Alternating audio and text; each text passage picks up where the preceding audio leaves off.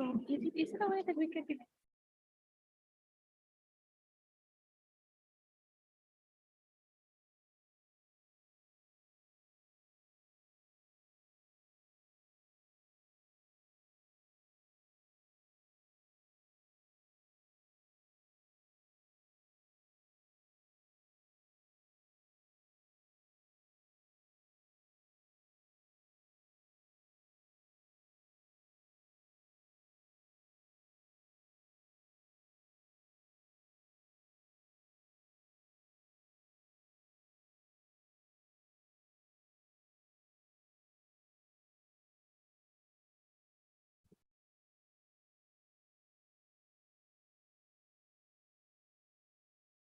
Hello, everyone.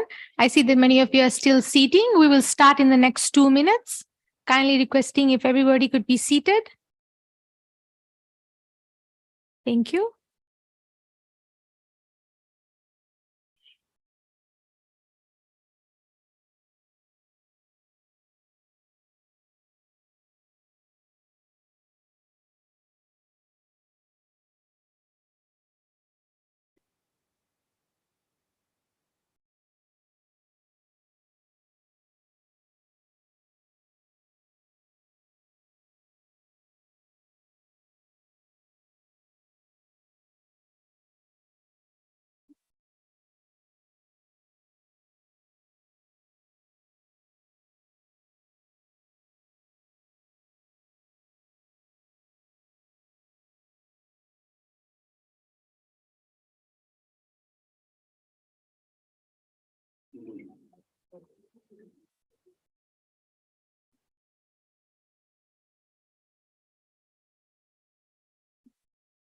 All right. Good afternoon, ladies and gentlemen. Before we begin, I would like to thank our major sponsors once again, Westpac, Sun Insurance, and Fiji Water. Also, I would like to thank our core sponsors, Fiji Ports and Coca-Cola Euro-Pacific Partners. Our first speaker for today, for our 2 to 3 p.m. session is Women Entrepreneurs and Business Council, Mrs. Bernadette Sarah Nichols. Could we please have a round of applause for Bernadette Nichols?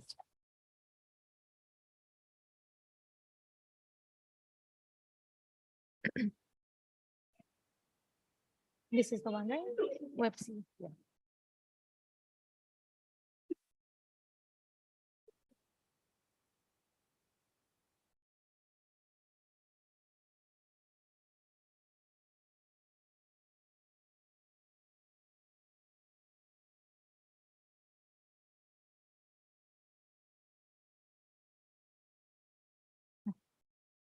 Okay.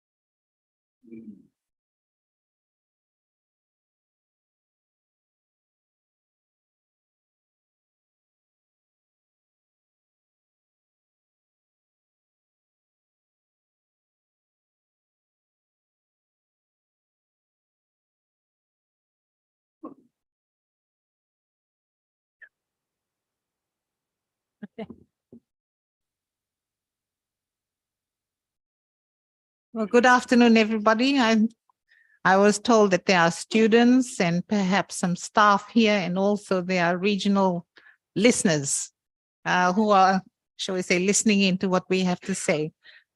I'm a entrepreneur, a woman entrepreneur, and part of this Women Entrepreneurs Business Council, which sits under the umbrella of the Fiji Commerce and Employers Federation, which is said to be the largest representative of the private sector employers. Yeah.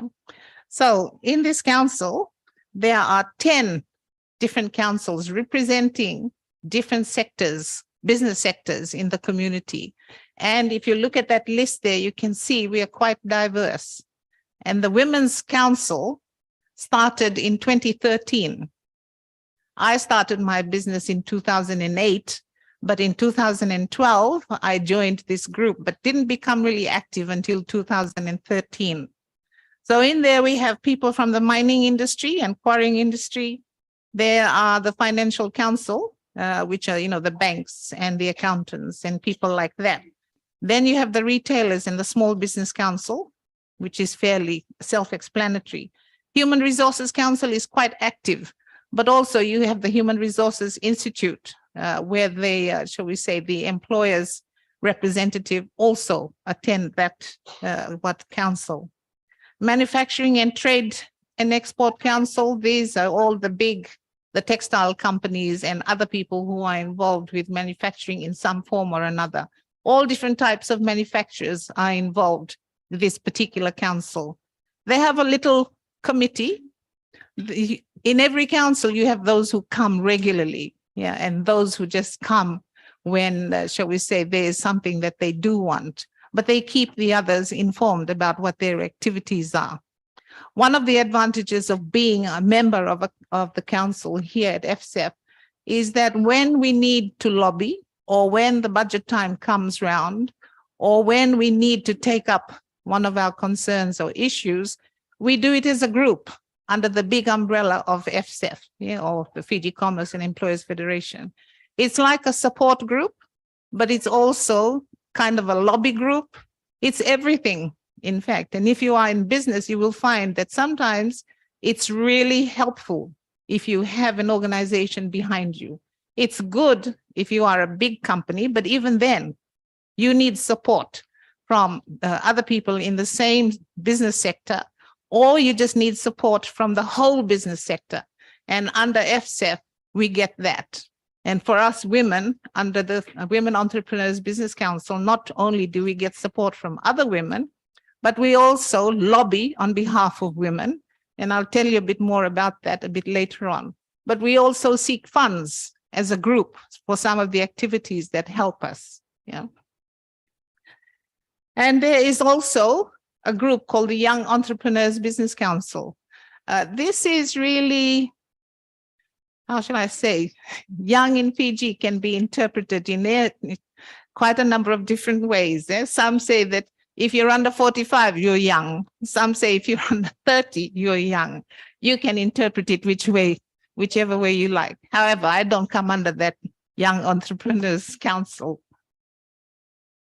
There is also the Business Disaster Resilience Council. This deals with, as it's self-explanatory, disasters, how to mitigate it, or should I say, how to deal with it, where you can go to for help, and things like business continuity plans, how you can actually design one specifically for your business and how to implement it, how to, inform your staff of what it means and the kind of things that you need for it. Also, there is the disaster plans that you need to have in place if you want to ensure continuity for your business.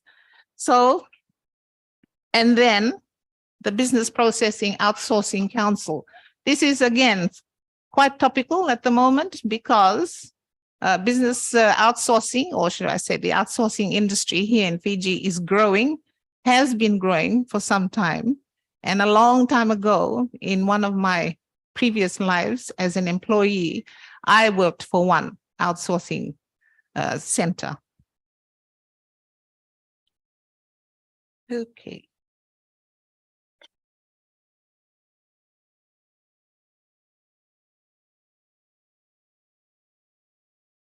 Like every council, or should I say maybe only in the Women's Entrepreneurs Business Council, we have a vision, a mission, and we also have values. And I'm sure the students here and the business people here, they all know about mission, visions, and values.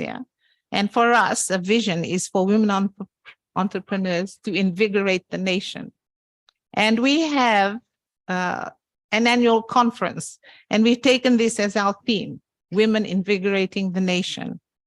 Our mission is to enable and empower women to participate equally in the social and national and economic development of the country.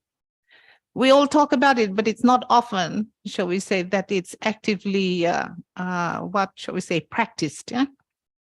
Values. We took women the word women and use that to come up with some values that were relevant to us women. That is well-being, optimization. You optimize your own abilities, you optimize your resources, and you optimize the people that you work with as well, and each other. Motivation, motivating each other and keeping us focused. That's something that we do by being in a group.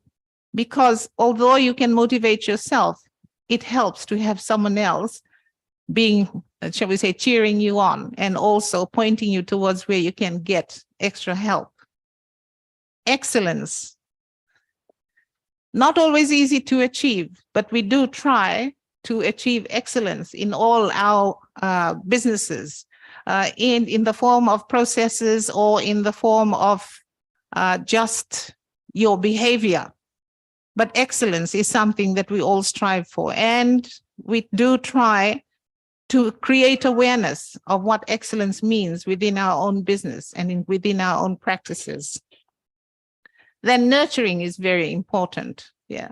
We try to nurture each other, particularly the new entrepreneurs, nurture our growth and nurture our, shall we say, our activities.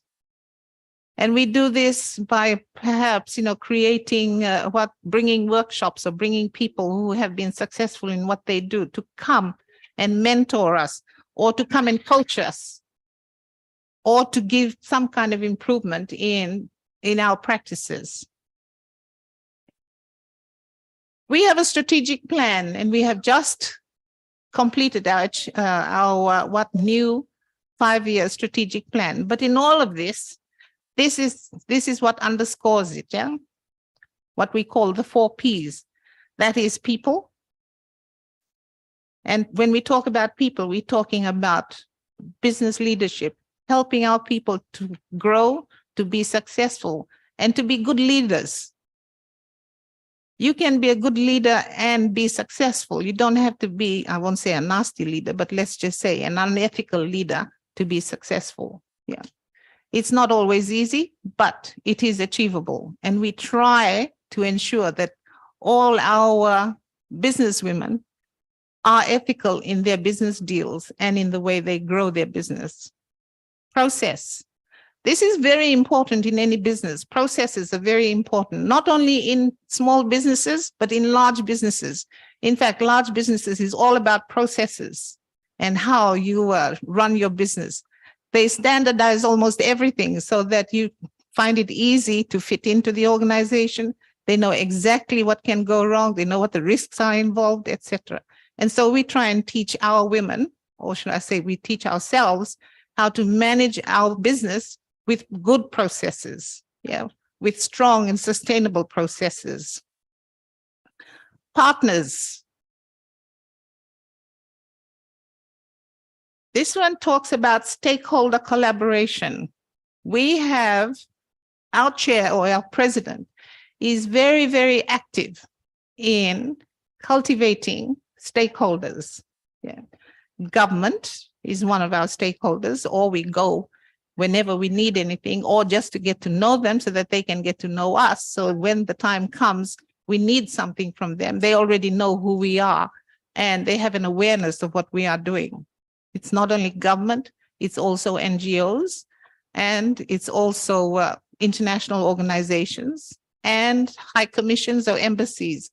These are people as well who provide us with funds, or that we go and ask for funds for our activities or for our workshops or for our courses, or even just, to have an away weekend where we can actually share new information with our members. Stakeholder collaboration and awareness is very, very important for us. The final one, although we put purse here, it's about financial management. Yeah. And for every small business, I can tell you, if you don't manage your finances well, you're not going to last very long. In a small business, even in a big business, cash is king. If you can't manage your cash, it doesn't matter if you have a great big book full of debtors. If you can't collect that money, you'll be dead. So financial management is very, very important. This is just a list of some of the type of members we have in WebC. We've got people who do art and craft and artisans. We've got weavers, bakers, consultants, dietitians, nutritionists, physiotherapists, transportation. We have a truck driver in our group, and you might hear from her a bit later on. We have beauty therapists, janitors, psychiatrists, market vendors, accountants, and of course, plumbers. I'm a plumber. And under the umbrella of the Fiji Commerce and Employers Federation, we also invite women from the corporate sector to come and join us if they are interested. And quite a number of them have come to sit in with us.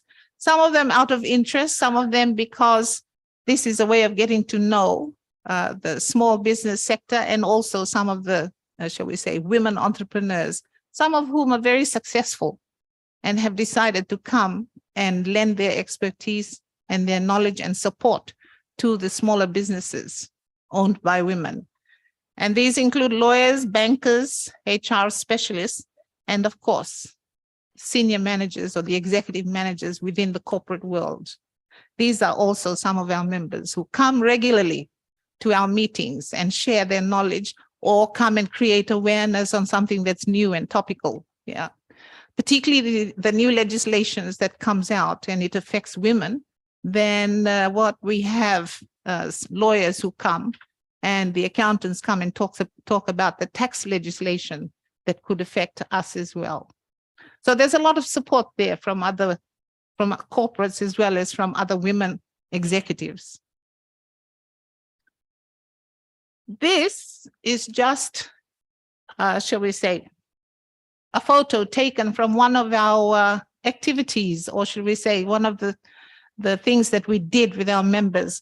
These were mentoring sessions, 8 weeks. It was an 8-week program where CEOs or successful business people came and offered their services to mentor our members. And here in the Central Division, we had 8 members who were mentored, and in the West, there were 5. And you can see from this picture that it is a very senior manager or executive who was one of the mentors for our program. It's really quite good. It's tailored to the individual. It's up to you, the individual, the mentee, to decide what it is you want from the mentor, what kind of thing you want guidance on, or that you need information on. And so this is one of the initiatives of WebC, or of the Women Entrepreneurs Business Council. Here is a Toastmasters training that we held for our participants. So should I say for participants, again, here in Suva, or should we say here in the East, and also in the West. There were 22 participants in the first session. Second session had another 20. Third session had another 20. And altogether, we had 62 women who graduated from a 6-week course that was run by Capital Toastmasters, who are based here in Suva. And I do know that we do plan to have some more. And one of the most important things that you would need to have is the skill to speak in public. Yeah, it's not an easy thing to do, and it's not easy to stand in front of a whole group of people like this and not, shall we say, collapse under the nervousness of having to speak to, shall we say, to strangers who are looking at you and you think, oh God, what the hell am I doing here? And so this is a group. I was part of this group. And it was really very interesting because, quite a lot of things you do when you're speaking in public, you're not aware of it until somebody points it out to you. And most of the people who know you, who are friends or family, they don't point out to you the things that you normally do when you're speaking in public, or when you're speaking, like this. I was just told that somebody had the habit of always clicking a pen when they spoke in public. Never even realized that this was what they were doing until it was pointed out to them. during these sessions. Yeah. So there are these kind of little nervous things that we do when we are required to speak in public. You can see there's quite a number of different women here. I'm sure there are some familiar faces here that is familiar to some of you. All age groups as well there. And this is just one of the 3 groups that participated in this activity. This is a profiling of members. When you become a WebC member, we ask you if you want to create your profile. And we put it on our website. We do have a website, or else we put it on, shall we say, our Facebook.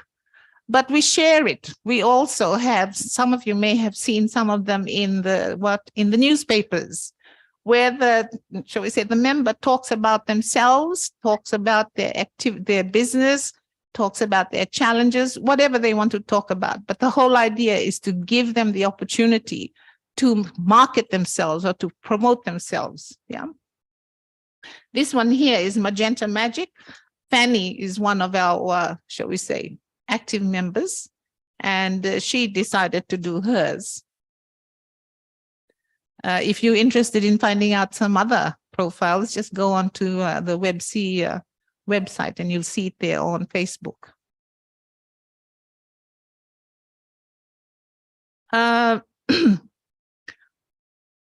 Very topical, green growth. We have a green growth strategy, yes, and we've had quite a number of awareness sessions. We participate in workshops that promote the awareness. We also had a workshop where we were assisted in coming up with the green policy. And I am told that in our next conference, Women Invigorating the Nation conference this year, later in a week's time, we will be launching our green policy, green strategy policy. But anyway, these are awareness sessions that we work with the Department of Environment, also with the Global Green Growth Institute, GGI or 3GI, under the Ministry of Economy, who are the, shall we say, the people who coordinate their activities here in Fiji, Ministry of Agriculture as well. And we have liaised with Pacific Islands Development Forum and USP here regarding this initiative. So we try to work with a number of different institutions and organizations and stay up to date on what is topical and what we feel will make our businesses successful. Yeah. We also run capacity building workshops in the West, in the North, and of course here in Suva, or should I say in the Central Division. We've had 34 training and capacity building sessions, which cover the topics of financial literacy, marketing, of course, which is very useful, business diversification, social enterprising. We actually have a couple of very successful social enterprise entrepreneurs. Skills training, like making baby wipes, mushroom planting, making sanitary napkins, and quite a number of other things. Yeah, these are little business ventures. And in some cases, in fact, let me think, in nearly all of these cases that I mentioned, it was taken up by micro entrepreneurs. And so these are things that you can add on to whatever you are doing. Or if you're looking for something to do, this is something you can start with because it's familiar to you. Also, it targets other women. And if you are a shy kind of person, you want something that's, going to be easy to explain and easy to promote. Yeah. This is our President, Eseta, in her advocacy role.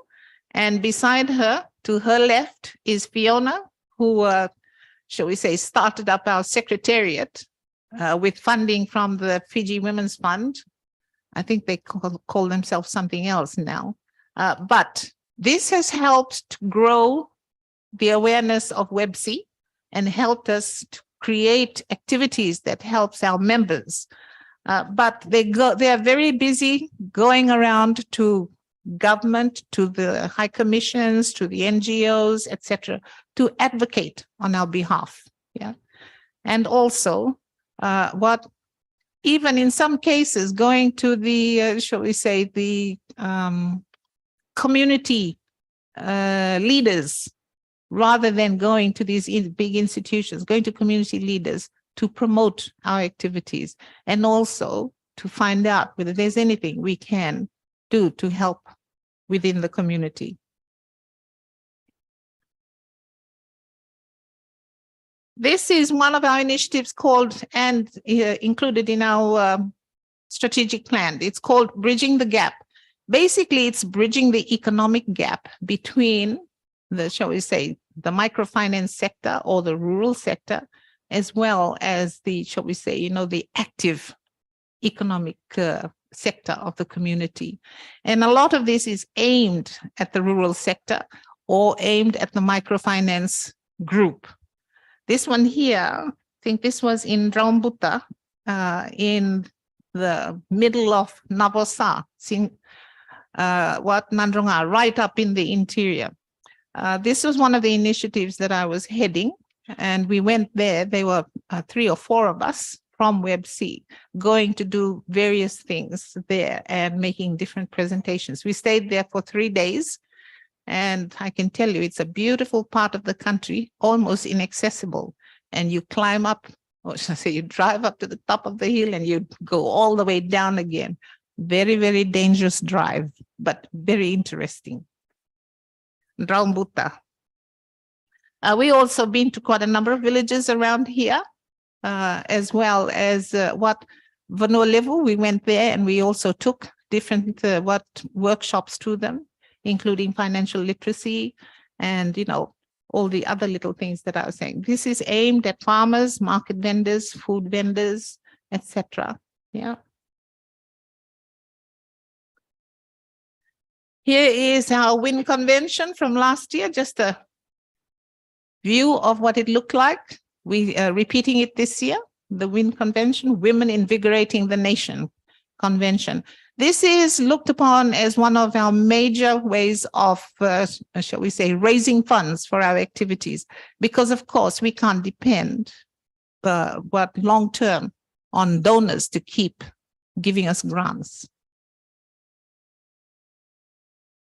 We have annual council meetings every month, once a month, on the 3rd Tuesday of every month. It's usually well represented, and we are told by FCEF that it's the, what shall we say, the best attended council meeting, because we always have a full house nearly every month. Yeah. And then not counting the women who actually just dial in on Zoom to listen in. Again, another group of, shall we say, business women. I'm sure somebody there you must recognize. We put this in just so that I could talk about it. Care Call program. This started during COVID, where we called up members just to see how they were doing, whether they needed any support and things like that. There were some who were, shall we say, finding it very difficult coping. So this helped, yeah, when we called them. And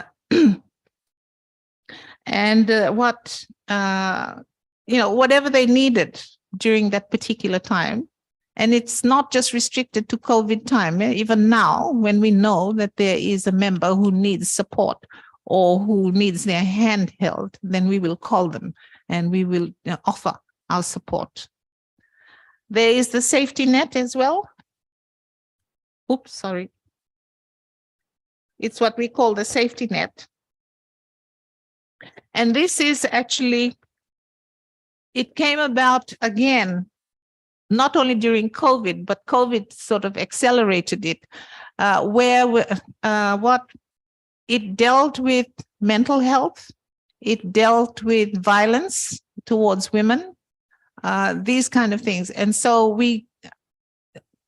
where we knew this situation existed, we offered our support. And we also had members, we have a trained psychologist within our team who also offered her services to those who needed support, needed counseling, or whatever they needed. Yeah.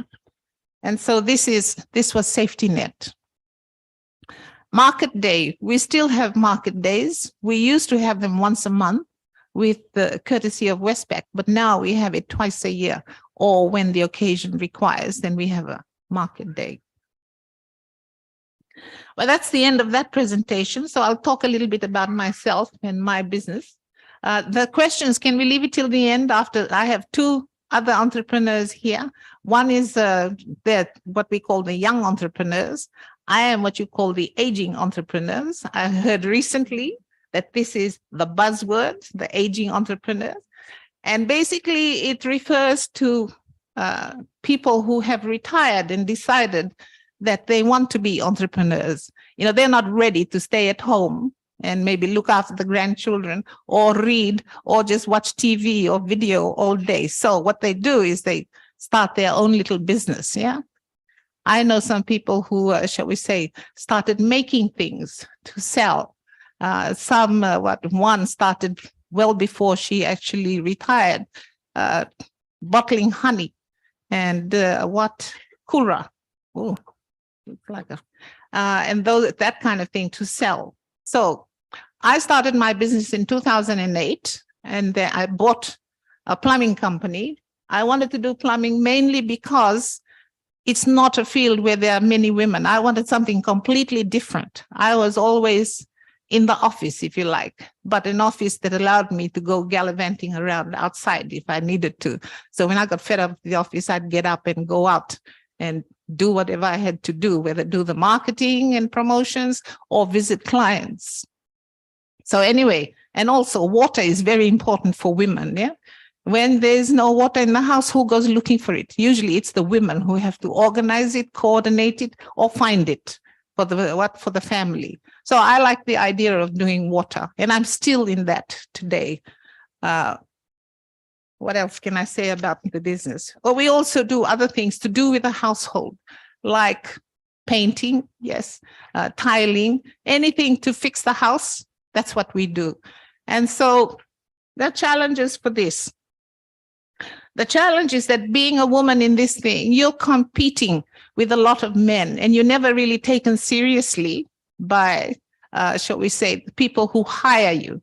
They think that, what do you know about, plumbing, or what do you know about painting or tiling? But anyway, I've persevered and I've got a good team and we're doing not too bad. But like every small business, cash is a challenge because everybody who hires you think you should only be paid $2 an hour, when in fact government is telling us we have to pay $5 an hour.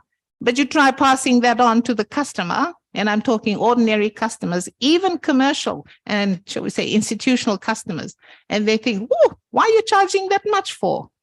But what do you say to them? This is the business. But when they are selling their stuff, they don't say, I'll give you a discount. No. So the big challenge for small businesses, whatever it is your cash management. You have to manage that cash. And if you're going into something that's completely different to what you used to do, you got to learn pretty fast. And you got to be convincing when you're talking to potential customers. That's what I found I had to do. Yeah. What else was I going to talk to you about? Sorry, I'm just looking at my notes because I wasn't sure what I would say to you about. Okay, the risks. The risk is, again, financial, because most of the time when you're starting your own business, you are putting your own money into it, or you have to take out a loan. And if you're lucky, you have a skill that you, shall we say, can actually promote and sell. But even then, if you do have a skill that is pretty good, you got to go out there and convince people who don't know you that you know what you're talking about, that you know that you are good at doing what you are doing, because they don't know you. And never mind how good your CV or your profile looks, they don't know you. So they are a little bit reluctant to hire you. Yeah, so this is one of your challenges, that you got to be good at promoting yourself and promoting your skills. For those who are going into a completely new skill, like I did, that is plumbing, it was a real challenge.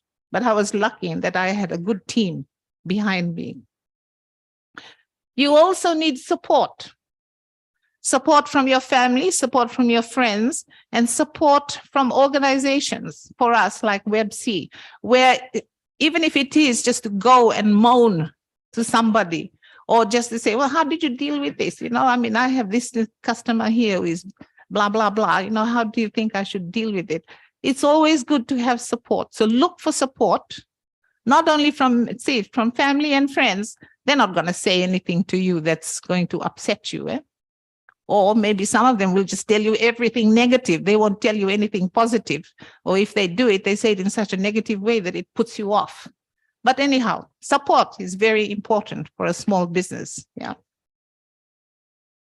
And one thing to end on, record keeping. This is something that a lot of small businesses don't do. They think, oh yeah, you know, I'll do it. But you know, when you go for a loan, when you want a grant, etc., even if you just keep an exercise book and record in it what you're getting or what you're earning and what you are spending, when the time goes to the bank to get your loan or to somebody else that you want money from, they're going to ask you for information, for records, for data. So keep records. Do it regularly so that it doesn't pile up and you get put off by it. But do it. Even if you don't analyze it, it's there ready for you to use it when you need it. Thank you.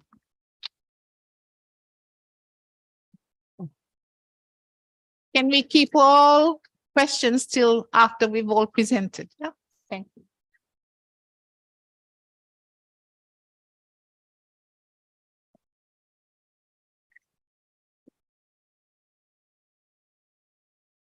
Whether it's a corporate event or a personal event, you want your event to be very successful. You want your guests to experience that wow factor. As the event host, you can imagine so many creative ideas. However, in reality, if your ideas don't match what you want to do, you get stressed, you get depressed. So when we are presented with this issue in front of us, we always tell our customer, don't worry, don't stress yourself. You have exhausted your 5 senses. Let us be your 6th sense. Let us be your 6th sense, and let us provide the solution for you. So you sit back and relax. We will do the running around for you. Noya Mauri, Bulavinaka. Good afternoon, ladies and gentlemen, to our viewers in Fiji and the Pacific. A very good afternoon to you all. My name is Annie Ngukisuva. I am Rutuman from Chuchu, and I married Linga, who is the Lawan.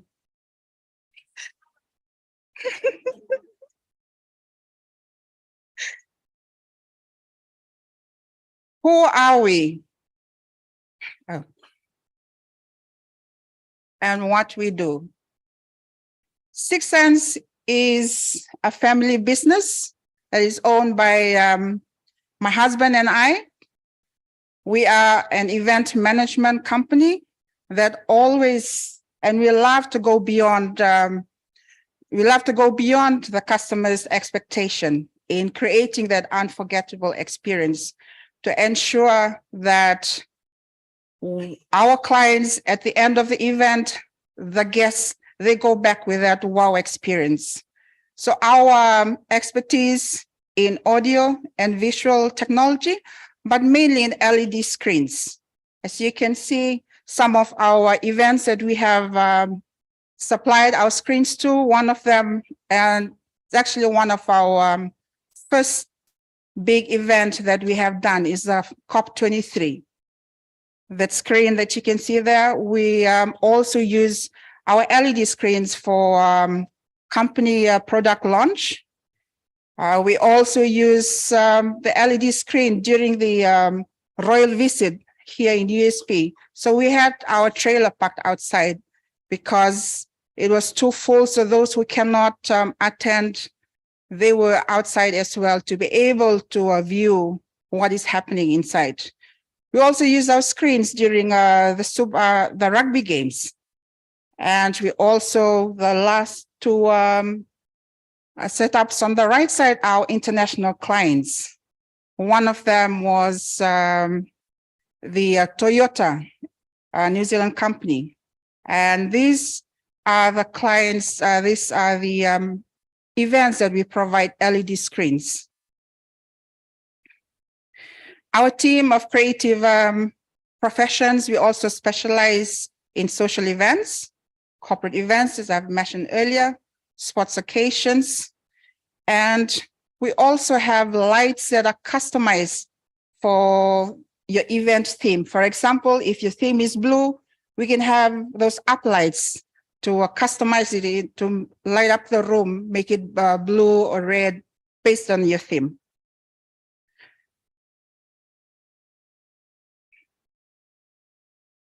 Okay. We also have a range of, we also offer a range of high quality apparel for, you can see our flyer on the left side. These are customized for different groups and also for branding as well. For example, the ACS form, we also have the paddling for team. We also have our the pickleball team from the US as well. We also provide jerseys too. However, in 2019, pandemic happened, and just when our business was just 2 years old, challenge struck us, and that really impacted us and affected us really bad, because our business was based on event management. So for my husband and I, we love helping people. So this is an ad hoc to our business. We have to relook at our strategy. We have to diversify the business. So we also offer, for those who know Linga, you know very well, when he's in a place, everyone is laughing or making noise in that particular room. So that was his, I have allocated that responsibility for him to do, to help people with their fundraising. Okay. While when pandemic happened to us, while relooking at our strategy plans, we realized, we look at the market, we realized that people are with so many jobs that were lost. People are going back to cooking using firewood instead of gas, just to save costs. So we re-strategized and we realized that, okay, why don't we recycle the drums? Why don't we recycle them? So we collaborate with specialists and we started fabricating our lava drums. We started fabricating baking ovens as well, and also grills. So instead of using a gas, our clients is just a firewood. And the lava drum is not only for lava. All of you who love making lava, this is portable. There's no need, even as a lady, you can still make your lava. There's no need for you to dig. You just have to put everything, light up your stones, everything inside the lava drum. It's also portable, and the advantage is if you're going for a picnic, you have a truck loaded at the back of your truck. Before you go and swim, make your lava, close the drum, go and enjoy yourself. You come back, open your lava drum just in time for your lunch. So that's just one of it. With the oven, not only that we were able to sustain the business, we also assist assist our clients to become entrepreneurs themselves. For most of our clients who have purchased the oven, they started baking, and now they've become pastry entrepreneurs as well. During COVID, there were so many, sadly, there were a lot of funerals, and as an islander, we use a lot of coconut, and manual scraping takes so many hours to do that, especially in a function. So what we do, we look into that as well.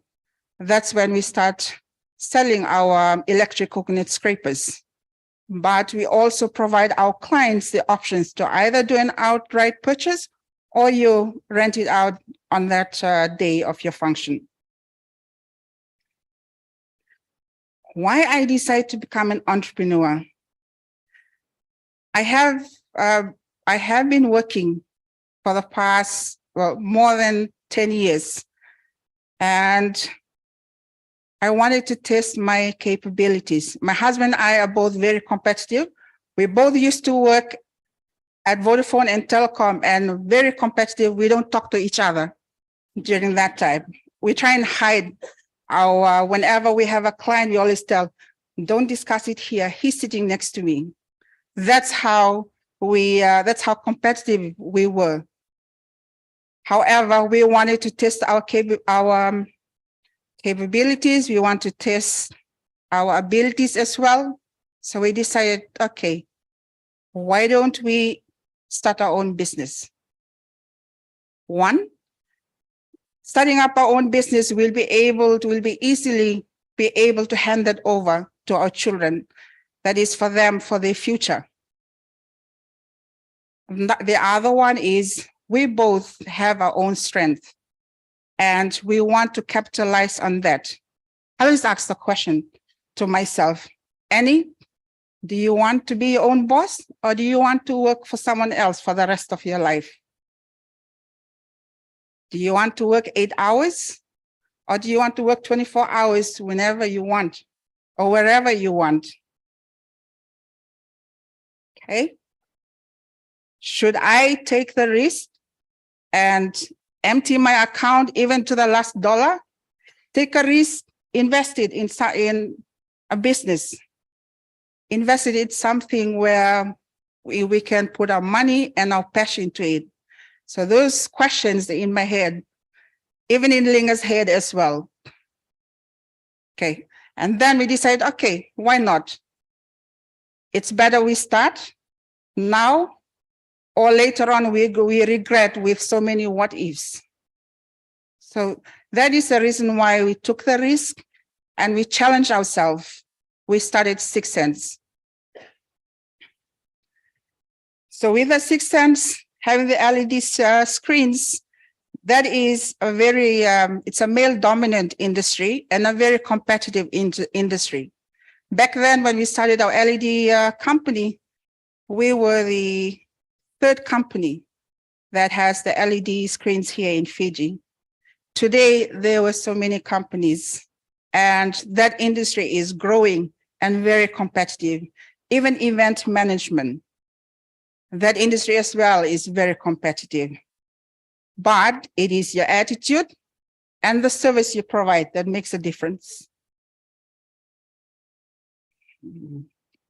One of the challenges we face or I face as an entrepreneur, like what my WebC colleague has mentioned, one of them is financial, how you manage your finances. The other challenge is when you start up your business, remember you used to be employed and your bank account, you have this much. The entrepreneur's income, maybe this much, and that's as an employee. But don't lose hope. That is just the beginning. Once your business grow, you have a good strategic plan, you're able to execute your plan, you will be able to overcome the challenges. You will be able to grow the business, and then your entrepreneur income start to grow. You'll be your own boss. You can be sitting somewhere in one of the resorts, but still doing your work. That is the best, one of the best things of becoming an entrepreneur.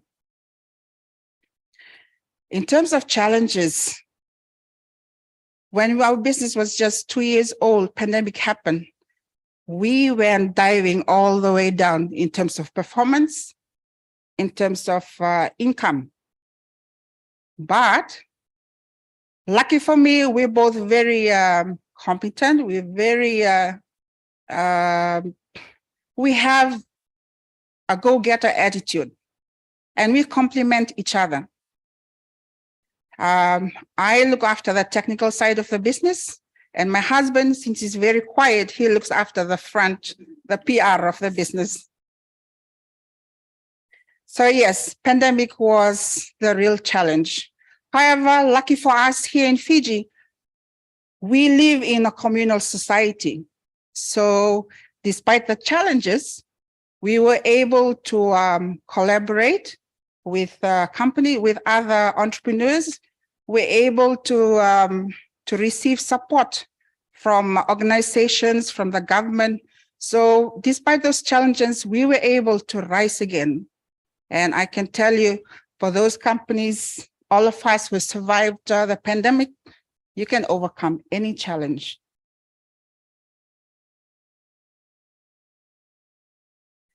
The reward of being an entrepreneur. You get to be your own boss, yes? Second, you get to make your own schedules.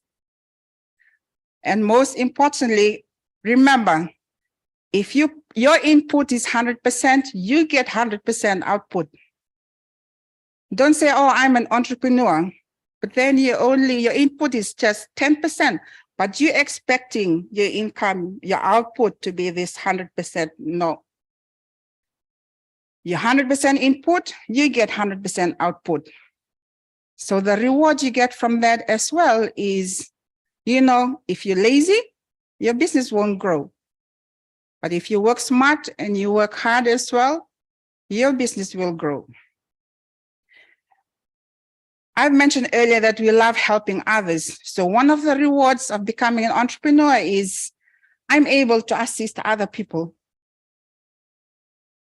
I might be successful, but I will not count myself successful entrepreneur if I cannot help others. So the ability to be able to help others is one of the best rewards as an entrepreneur, and also the satisfaction. When we set up events, after the event, you see everyone like excited.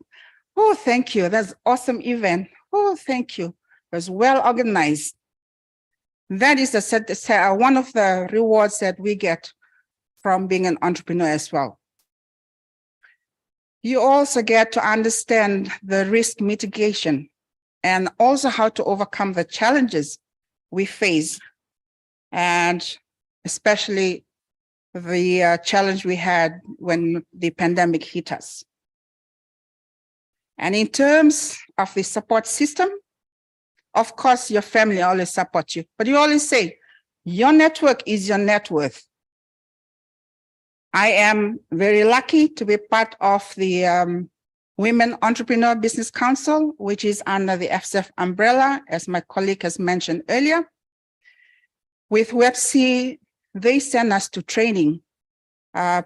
Being part of that council, they send us to training. They ask you, how can we help your business? What challenges you face that we can support, we can help you improve on that. So this is one of the benefits, the advantage, and the best part of being a WebC member. I'm also part of the SME community. There's a big Viber group, the Fiji Social Media Entrepreneur. That group, you just ask the group anything, you get your answer. Someone will reply, will respond with the person, and will refer you to the person you need to see, or will give you the solution. Government ministries as well, it's good to know and to have a network, and also the church and village communities as well, or even friends and colleagues. So yes, networking is very important because that is part of your support system. So to summarize, we have one more colleague to speak to you this afternoon. These are some of the essential attitudes that I believe will help, will be able to help an entrepreneur succeed. One is perseverance. Despite the pandemic, we were able to sustain the business. We were able to continue and operate even during hard times. In terms of creativity, when pandemic hit us, no more events because of the lockdown, we really look at our strategy, we change, and we diversify the business. And that's when we start manufacturing our lava drums, selling electric coconut scrapers, selling the ovens and also the grills, so that people will use the firewood and save them, save their gas as well. So for example, when we were using gas, that will last us for 3 weeks.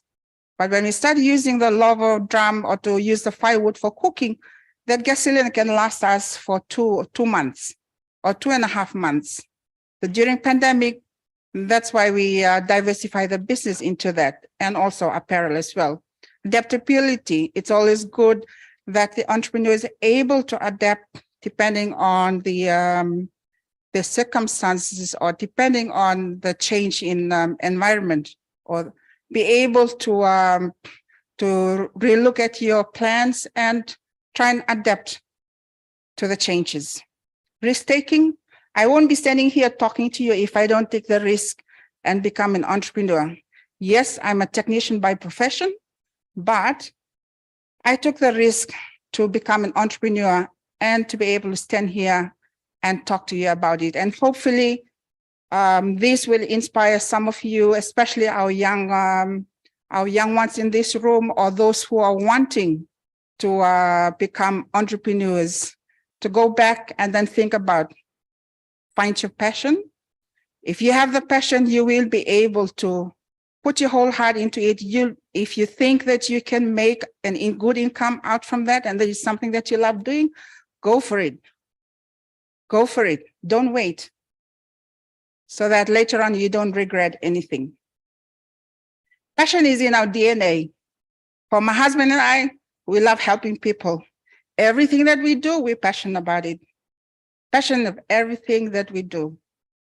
So yes, for us, for an entrepreneur, this is one of an essential attitude as well for an entrepreneur to have, so that you can succeed, you can be a successful entrepreneur.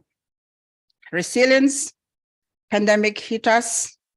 Even though operation went down, we were able to come up and be able to continue with the operation. Continuous learning, we never stop learning. Every day we face new challenges, we manage to overcome, we learn something new. And as mentioned, part of WebC, we continue to learn, whether it's joining organization, joining an institution, you never stop learning. So these are some of the attitudes that I believe will help become an entrepreneur. And one more thing before I go on, it's always nice, remember to be nice to everyone, because you never know when or who later on you might need that person. So if you're not nice to that person, and then few years or few months down the line, then you need something that requires that person to make a decision. What do you do if the person say, oh no, I don't like this person? Thank you, ladies and gentlemen.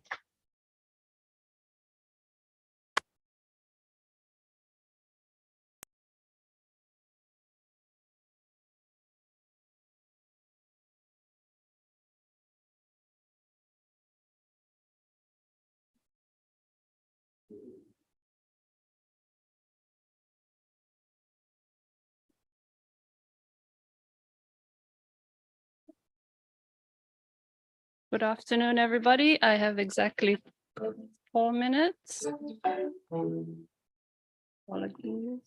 Apologies. I have exactly 4 minutes because our next speaker, Mr. John Apted, is ready. So we'll go right into it. My name is Gabriella Wong. I run and drive the company Innovative Gears. We've been running since 2017, and we've grown from just having me as one driver to now having a full team of 4 to 6 support porters that we call movers or shakers. We've gone from property moving to maintenance, and recently I've dived into property management. So this is a little summary of what we do.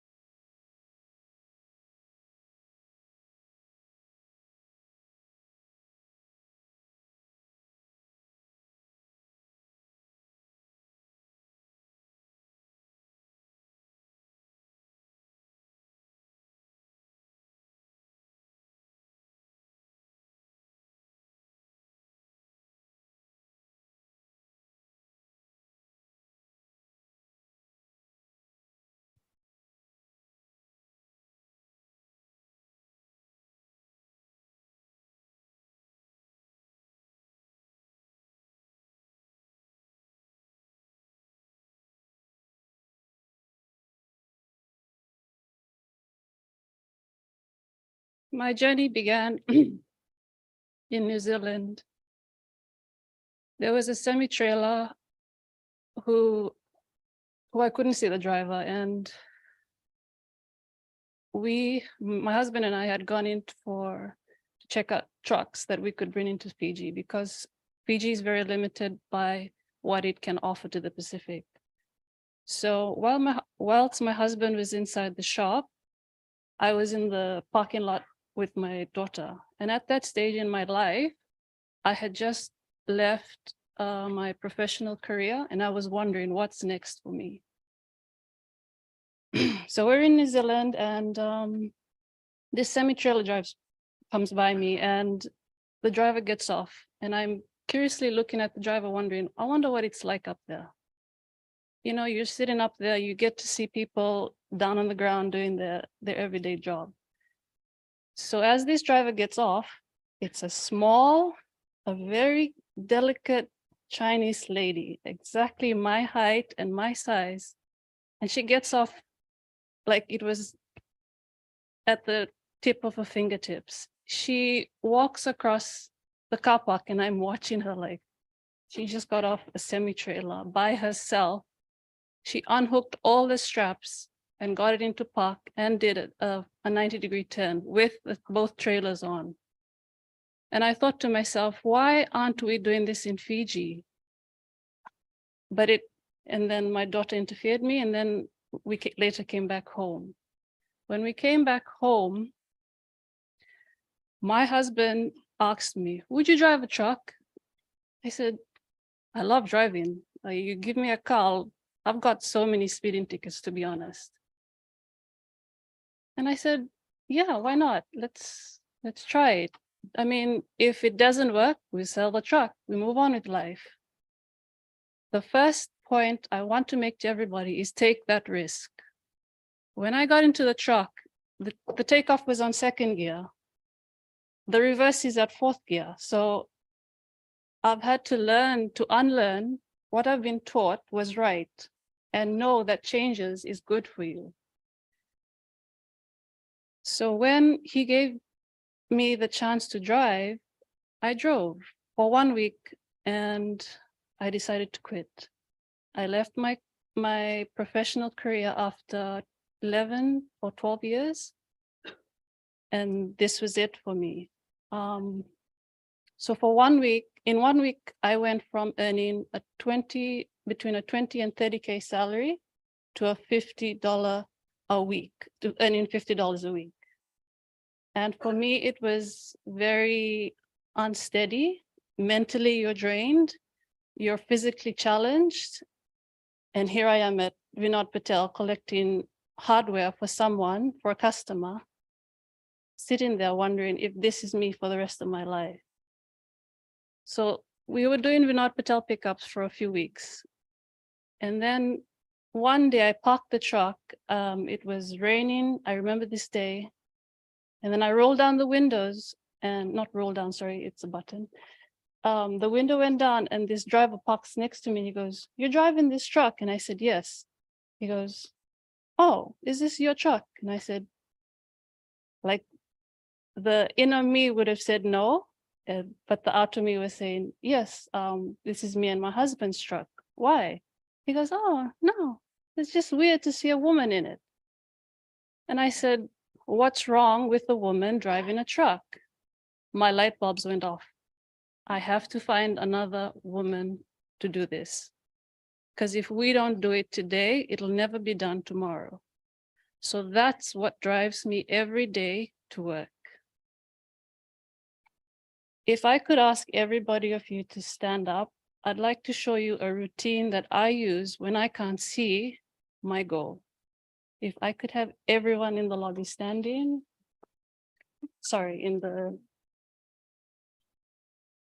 we've all had a stressful day. It's been long sitting, so I would just like all of you to just stand up and just take a breather.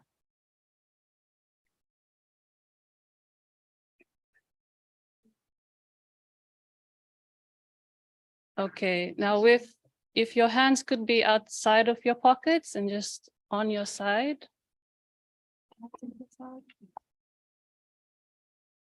All right, so say you visualize what you want to do tomorrow, or how has your day been today?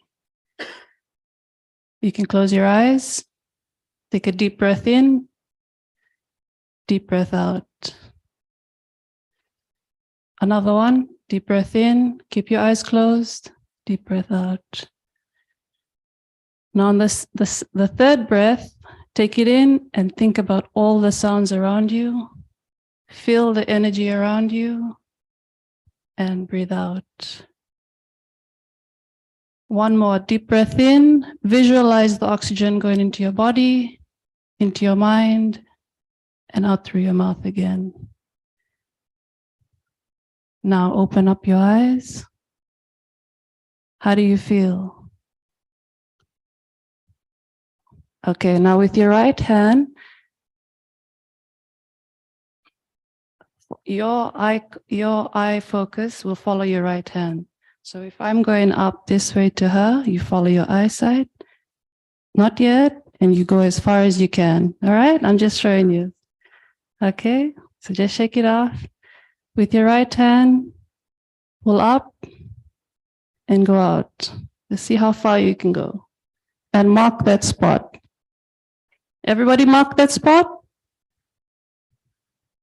Yeah, you mark how far you can go without moving your legs.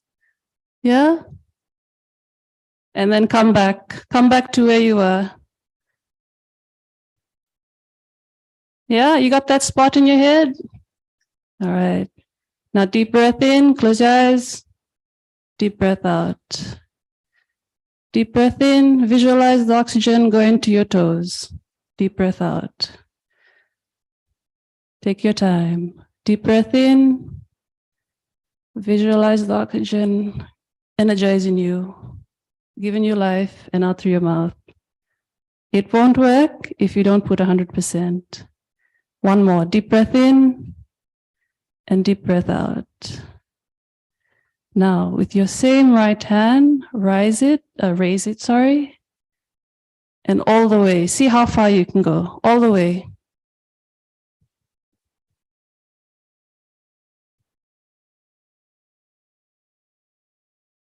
Tell me if, okay, everybody sit down.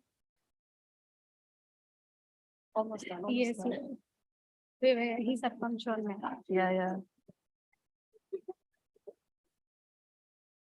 Everybody put your hands up if your reach went further than the first one.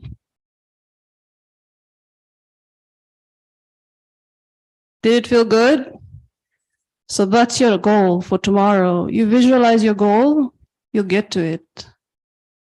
Thank you.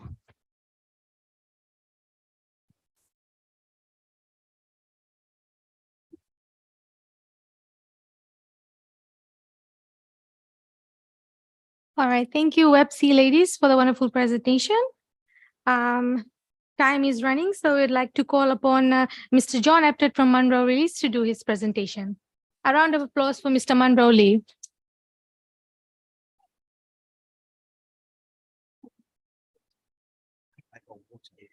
I will bring you one. I've got a bad throat. I didn't realize.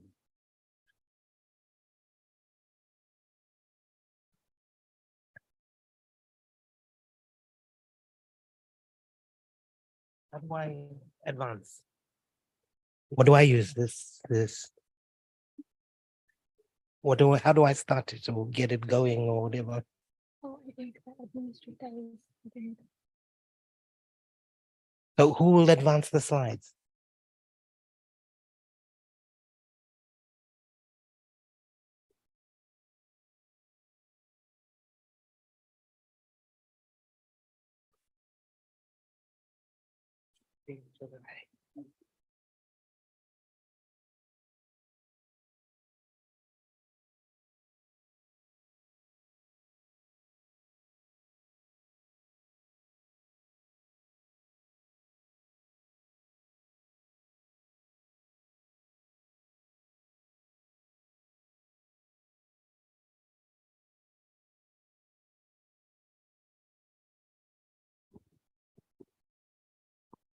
Hi, everyone.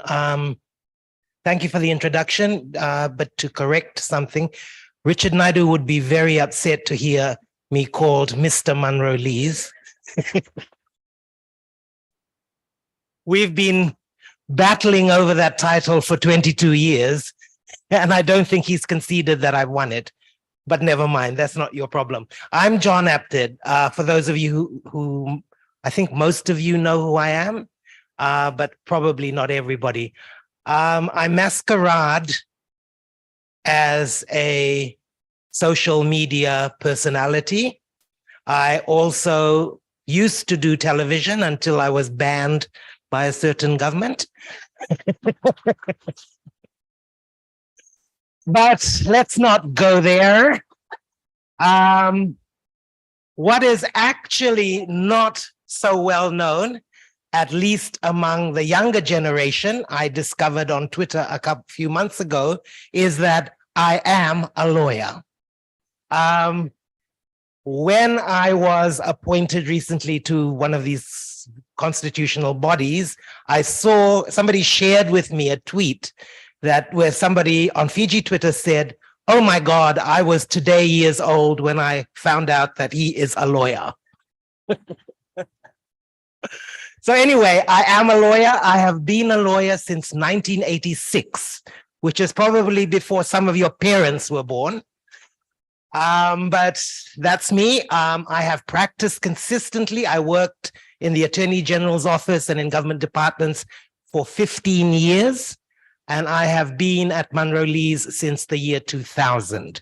For the past 15 years, I have run their IP department on top of my other legal work.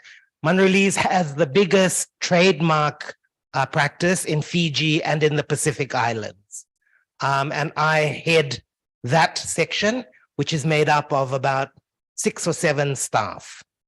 And on top of doing my ordinary court work and just being fabulous and celebrity and all that. So I was asked, and every year I come here to talk to this group or this seminar about IP. And that's what I will talk to you about today. It's a very, very complex area, and you will be bombarded with a lot of information today. But I have to give you all of this information in order for you to understand how IP works. And IP, intellectual property, is relevant to businesses in two ways. First, you may need intellectual property law to protect your ideas, the expression of your ideas, your trademarks, your logos, your promotional material, your designs. It may be used to protect what you create, but it also may stop you from using other material that belongs to other people.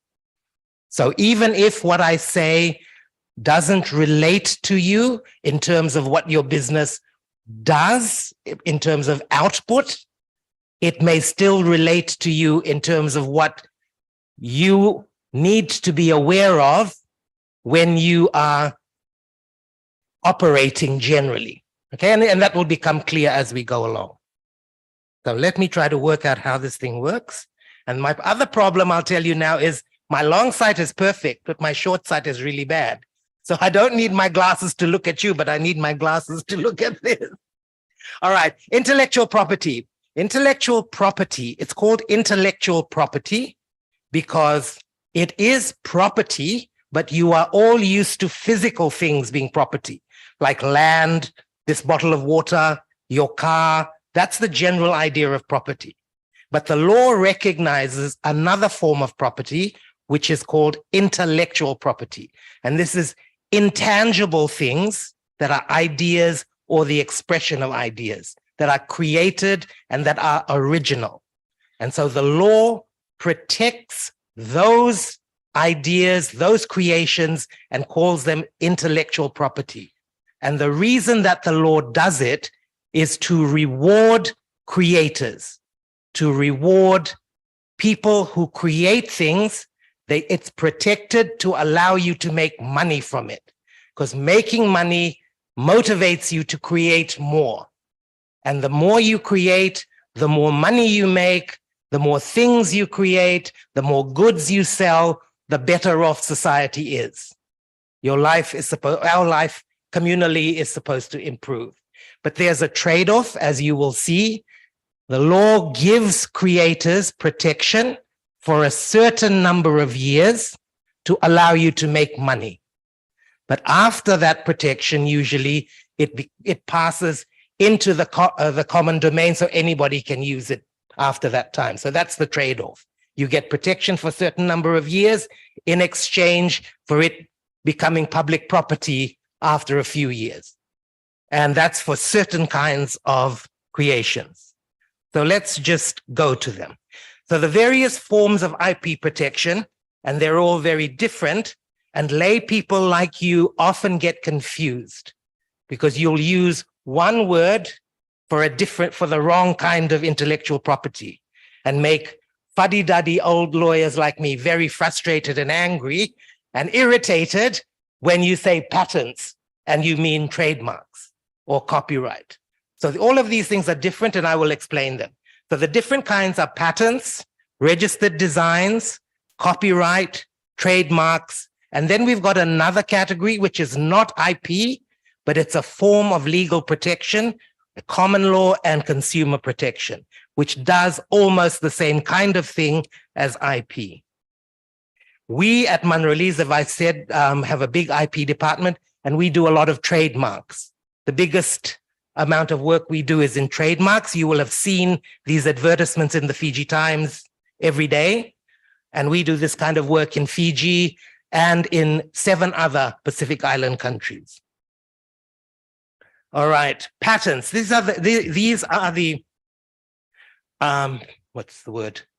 This is the most valuable form of IP.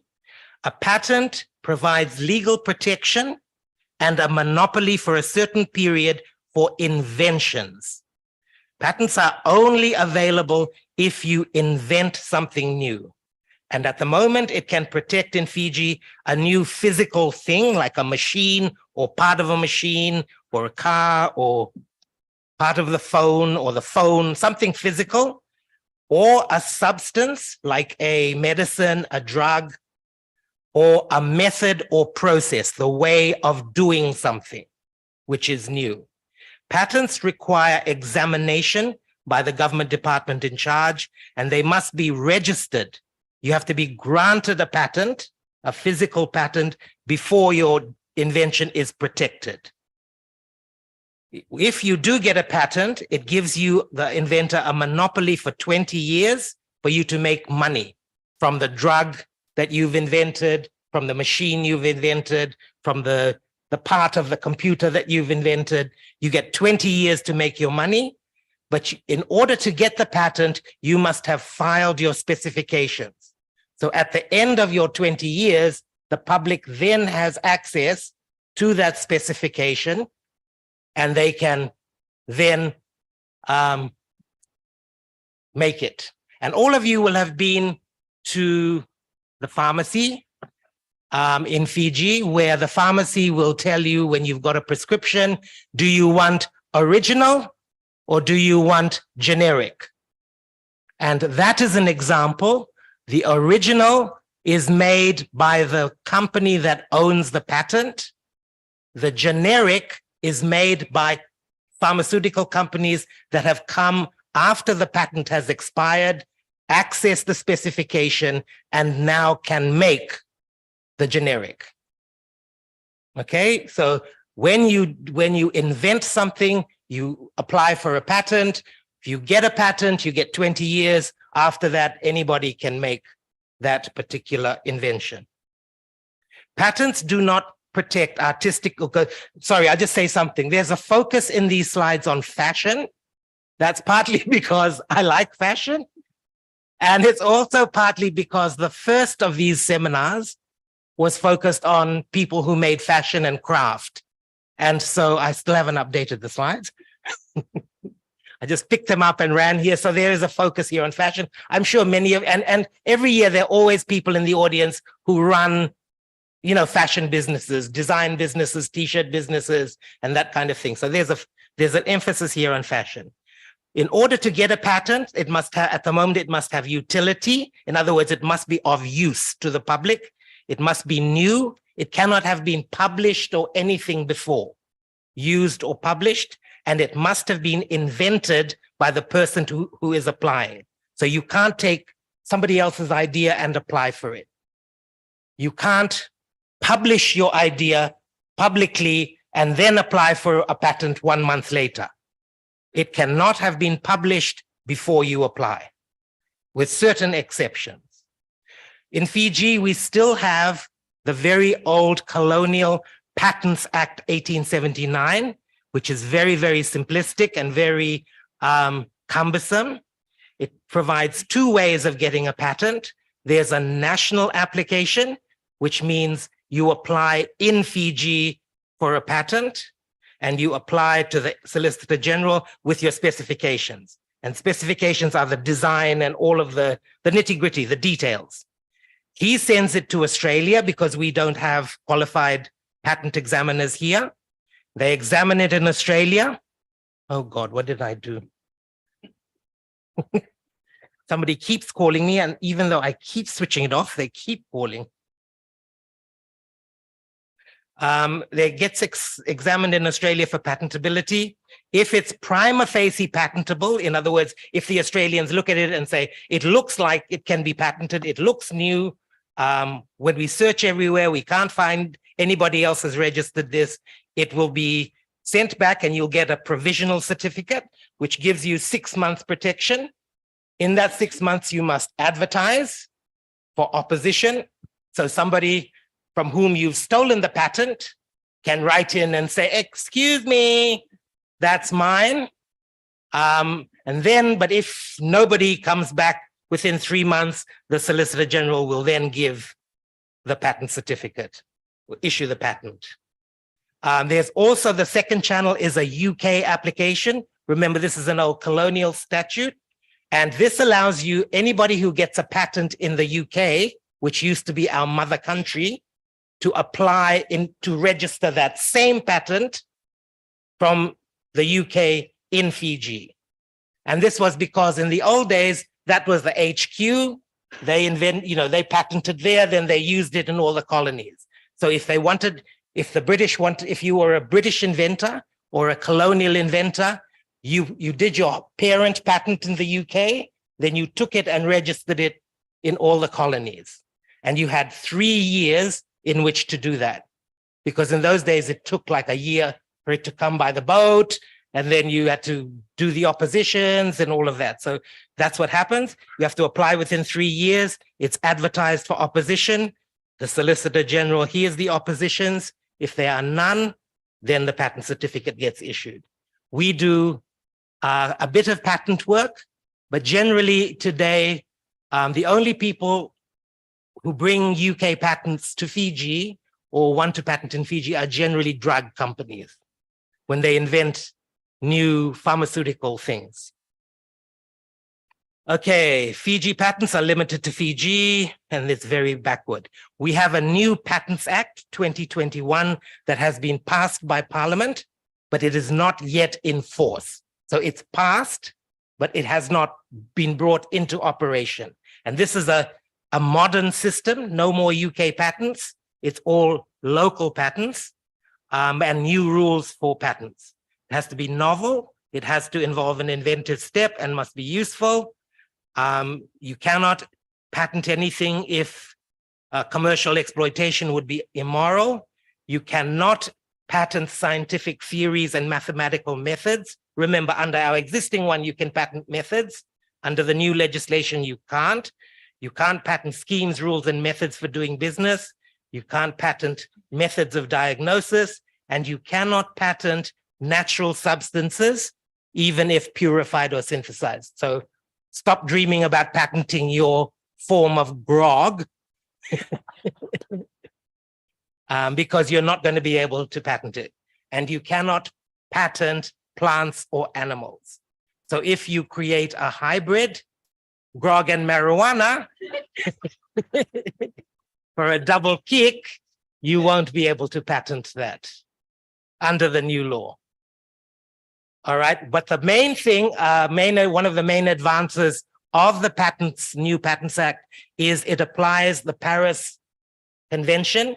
And the Paris Convention is a treaty under which most countries in the world agree that if you register a patent in one country, you can then go on and register it within 12 months in the other countries, easily. Right? So it's a system of extending your patent across the world. And the 12 months is because, remember, as I said, a patent has got to be new. So generally, you cannot register it if you've ever published it before, published the specs before. But this allows you, even though you've published it in the first country, it allows you 12 months to register it in all the other countries. Second category, registered designs. This is a different form of IP. In other countries, not in Vichy, there are registered design laws that allow IP protection for 2- and 3-dimensional product designs. And it protects the visual appearance, but not the way that the product works. So this form of IP protects appearance. The patent protects the way it works. Registered designs protects the way something looks. So the Fiji water bottle would be protected if Fiji Water wanted to protect it as a registered design. Because when Fiji Water came out with the square bottle, that was the first square bottle, first square water bottle. So if they wanted to, they could have protected it that way. We didn't have that law here. Well, we didn't have a full one, and I'll come to that. In order to register a design, it must be new and distinctive. And once registered, the owner has the exclusive right to use, sell, or license the registered design. License means in IP to give somebody else permission to use it or to make it in exchange for money. That's a license. And this can cover anything from fabric designs the print on fabrics to the shape of a garment, so long as it's new. It'll be very hard though to register a clothing design unless it's particularly avant-garde. You know, because a trousers is a trousers, a skirt is a skirt, a dress is a dress. You'd have to have something like with talons and, you know, like something really creative for garments to register it. Fiji has the UK Designs Protection Act 1936. Under this, only designs that are registered in the UK are protected in Fiji. This is the old colonial system. So if you've got a registered design in the UK and somebody copies it in Fiji, you can sue to stop them from using it in Fiji or making it in Fiji. If they make money, you can't sue for damages for the loss of your business. You can sue to stop, but you can't sue to get damages, which is money, unless you have notified the public in Fiji of your registered design in the UK. So if you've got a design in the UK and you don't register it here, somebody copies it, you can come here and stop them. But you can't sue them for money unless you put an ad in the paper and in the Gazette in the beginning saying, you own this design, nobody should copy it, which is fair enough. What are some of the, we very rarely get these design work anymore. The most recent design advertisement that I did was for an airport seat configuration. One of the major airlines redesigned the way that the seats on the airport in the cabin are configured, you know, like how now in business class and all of that, they're all going different directions. They're not all like a bus anymore. And so that configuration was registered as a design. And so I had to advertise it here so that if somebody in Fiji copied it, they could sue for damages. The Fiji Airways copied it. So that's the existing thing. We also have a new Designs Act 2021 in Fiji, which gets rid of that old one and gets our own, but it's not yet in force.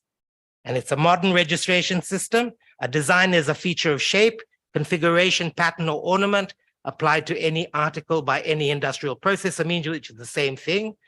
You can, in Fiji, once the new act comes into force, if you own a new design, you can apply to the SG to register it. It must be new or original. If you get it registered, if he grants you registration, you get 5 years exclusive use of the design, and you can renew it for another 5 years. You can also re-register it under the International Designs Convention. With this particular form, the commissioner searches. He doesn't need to advertise it. There is no opposition period. He just searches, and if he's satisfied that there's no design in his registry, he will register it.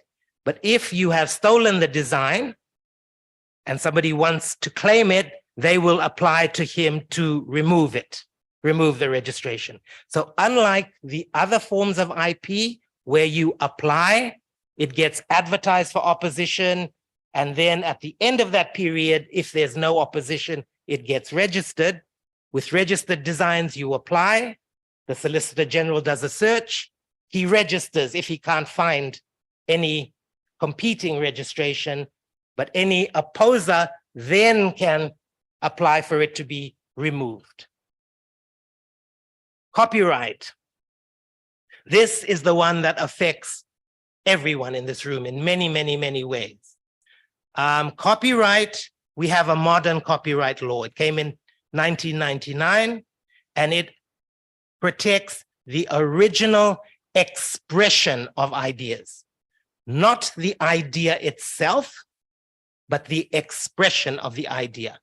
So if, for example, you have the idea of writing a love story between a frog and a dog,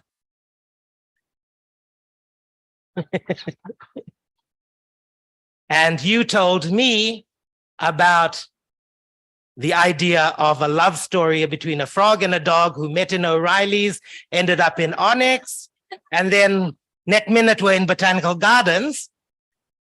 And I knew all of that, and I wrote a poem or a novel or a movie with that plot. You don't have copyright in it, because copyright doesn't protect your idea. If you had written a poem about it, and I used your poem almost word for word for my song, I will have breached your copyright, because your copyright is in the expression of your idea, which was the poem. Get it? So next time you look at your dog and your frog. Okay, so copyright goes to the exact expression. And you can get copyright, for example, in lists, but it is breached by people who duplicate that same list. So that's copyright. The important thing about copyright is it arises automatically. The moment that you create your work, copyright exists. You don't need to register it anywhere in Fiji. Okay? Just creating your work creates your right to that work. There's no need for registration, and copyright has international protection under 2 conventions, the Berne Convention and the Paris Convention. So a work that is created in Fiji is automatically protected in many other countries. And just like works created there are also protected in Fiji. So don't think that you're in Fiji, that song, that poem, that book, that drawing was created in Romania, and I can copy it here safely. Nene shenene, the copyright from there can be enforced here. Okay? What does copyright cover? It covers literary, dramatic, musical, or artistic works. And literary, things like literary, dramatic, and artistic suggest high sort of artistic works. That's not the meaning.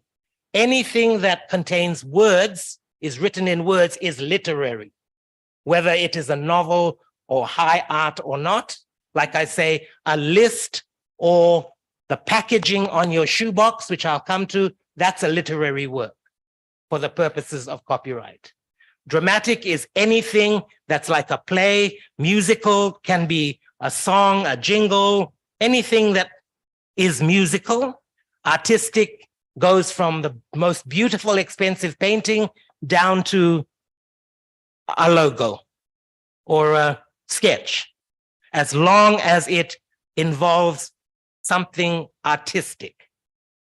It covers sound recordings, audiovisual works, broadcasting, cable programs, which we don't have here, and typographical arrangements. Typographical arrangements are things like directories and lists. So there's copyright in that.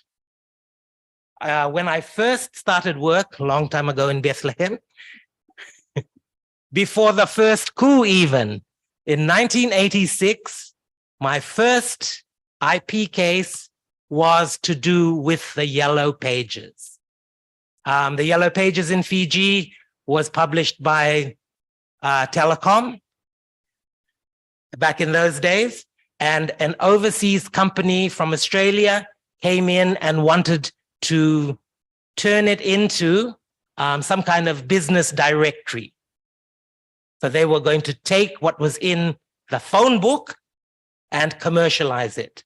And I was working for the AG's chambers back then, and Telecom was part of the government. So we, Patricia, Jalal, and I, we had to stop this company from stealing and breaching the copyright in the directory, the typographical arrangement of people's names and numbers. Okay, this is fashion. These are the kind of things it would do. Cover the sketches, patterns, designs, but not the clothes, unless they were original. Words on the packaging are really, really important. I did a case 5 years ago. You're all familiar with a masseuse sandal, right? You know, those sandals with the pokey thing that to poke your feet. Well, they were very popular. They are very expensive. A enterprising Fiji entrepreneur decided to make a local version of the masseuse sandal at 1/3 of the price. He called his product Masseur.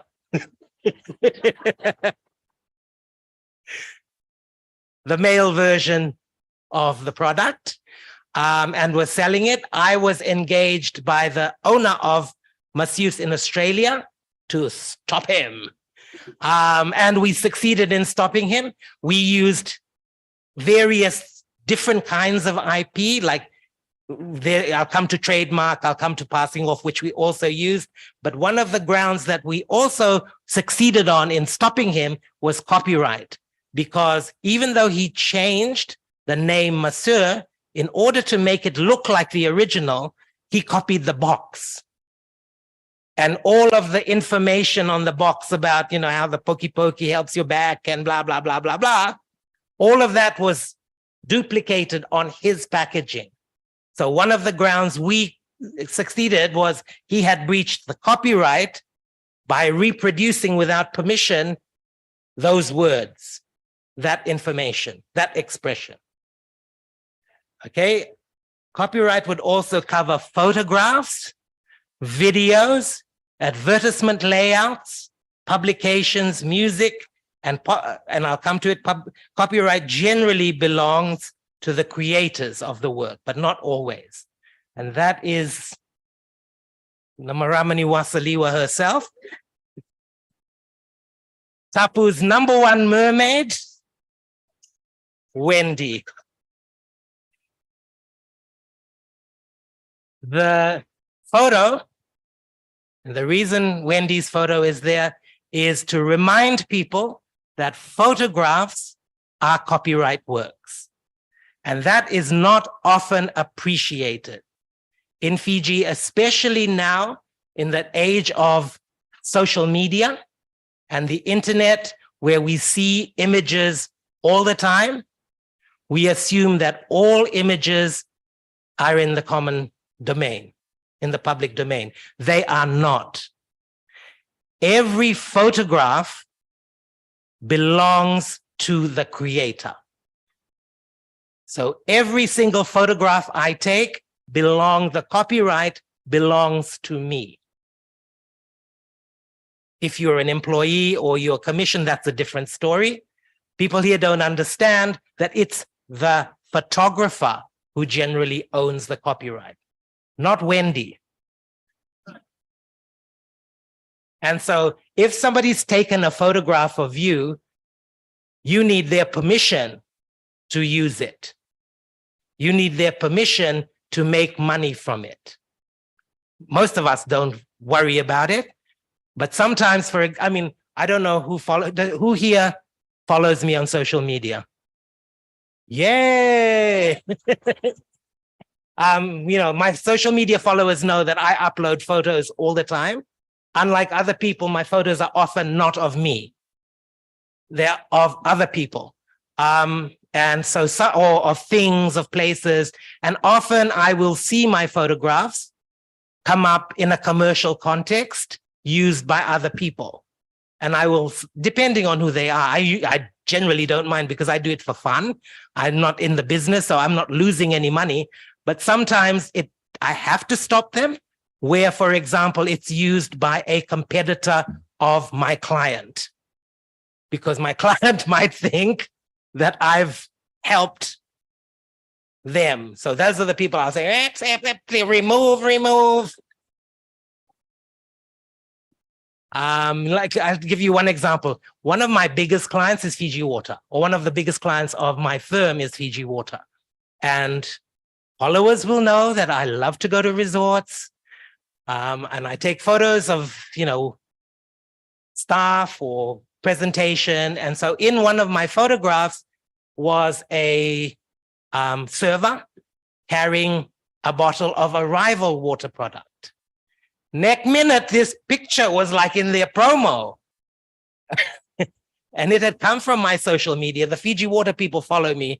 So I had to, they asked me, have you sold your picture to them? And so I had to ask them, please take it down, take it down, take it down.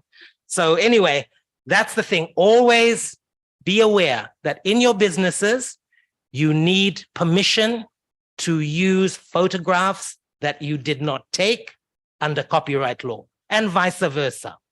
Pictures that you take and you publish belong to you. All right, copyright only applies to original work. So if you copy someone else's work, even as parody, it would not be copyright protected unless your parody was sufficiently original. So here, the well-known logo is of North Face. That's the company that makes adventure clothing for those of you who travel. And so somebody parodied it with the South Butt, being the opposite of the North Face. But the South Butt there is sufficiently original that it would be subject to copyright, because it draws off the idea of the North Face, but it's not similar to the North Face. The lines go down, it's back to front. So South Butt creator would have copyright in South Butt. I had a case involved a member of my family who created, who here knows the famous movie from 1972 called The Godfather, right? And the poster for The Godfather is very, very well known. It's the silhouette of Don Corleone, who was Marlon Brando with the words The Godfather and his face in silhouette. So a relative of mine by marriage and his business partner designed an original t-shirt. They had a t-shirt business using the face and the logo, but changed God to grog. So their t-shirt was The Grog Father, with the same logo. And it was a brilliant t-shirt. Unfortunately, it was so brilliant that a well-known chain of stores in Fiji that sells clothes to tourists promptly started to make their own identical Grog Father t-shirts. So I had to try to stop said company from, pirating these poor young boys' original idea. But unfortunately, that company had a, good lawyer who pointed out the rule, which I knew and I couldn't sort of deny, that the idea was not that original. Like there was too much of the original Godfather in it for us to claim copyright in the whole design. So, moral of the story, be careful. And that moral of the story is, unfortunately, in Fiji, when you come up with as a small person, a small entrepreneur with a good idea, there are always many, many people from small to big who can't wait to copy you. Okay, copyright is generally not regarded as applying to mass-produced things, blah, blah, blah, blah, blah. That's fashion, don't worry about it. What does copyright give you? You get the exclusive right to use, sell, or license. That's permit other people to use your work. You can assign your copyright, and that's what most people do. They write a book, they do a song, then they sell their copyright to a company. That's how Michael Jackson ended up owning all the Beatles' copyright. It's a breach of copyright. Copyright lasts for 50 years from the year that the author dies. So it's 50 plus the life of the creator. Okay, so if you write a song at age 20, you live to 100, your copyright lasts for 80 years plus 50, 130 years. But if you write a song and it's a #1 hit and you get a heart attack and die, your descendants only get 50 years. Okay, it's a breach of copyright to copy the whole or a substantial part of the work. And that was why Grogfather could not claim copyright in Godfather, because it copied a substantial part of the Godfather work. And intervening breaches are irrelevant. So you cannot say, if you are caught breaching copyright, you can't say, but I copied his and he breached it first. It doesn't matter how many breaches there are between you and the owner. If what you are doing breaches the copyright, you've breached it, whether you knew that the owner owned it or not. Because it's all about money. It's not about morality. It doesn't matter whether you meant it or not. It's you have taken somebody else's property. Copyright in a work created in one country is enforceable in other countries. I've told you that. There's TRIPS and the Berne Convention, blah, blah, blah, blah, blah. Okay, employees and commissions. Nothing I said should give you the idea that if you are an employee or an artist for hire, that you own the copyright. If you are an employee, generally your employer owns the copyright. So all of the people who work, for example, at USP designing manuals or whatever, their work copyright belongs to USP. If you start a business and your team creates stuff, that belongs to you by default. If you commission somebody to do something for you, generally the copyright is yours. But these general rules can be modified by agreement. Okay, so if you are an employee and you are brilliant and you have bargaining power, you can say to your boss, hey boss, in my contract, I have to own the copyright. And that's a question of whether the boss is willing to agree or not. Or if you are an artist or a photographer, you can say to the person commissioning you, I will paint you a picture, I will take you a photograph, but you can only use the image for this purpose. I retain the copyright for other purposes.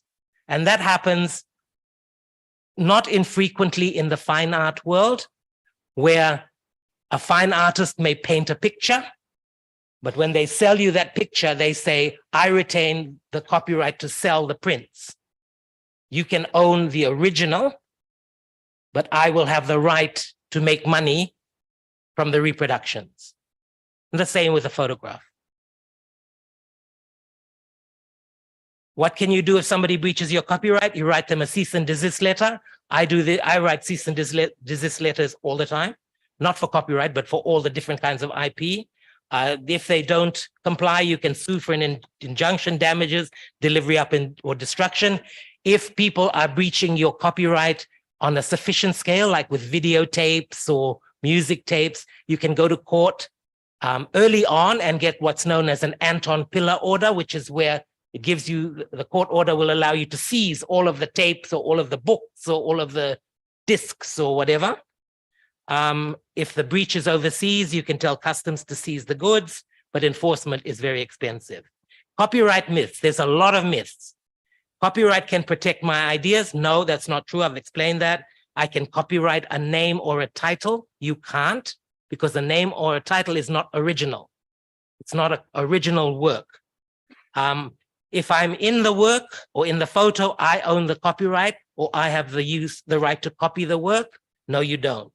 It's the creator that does. If I buy the disc, I can use the video or music commercially. No, you can't. You only, when you buy a disc or when you, well, sorry, that just shows how old I am. You guys don't buy discs anymore.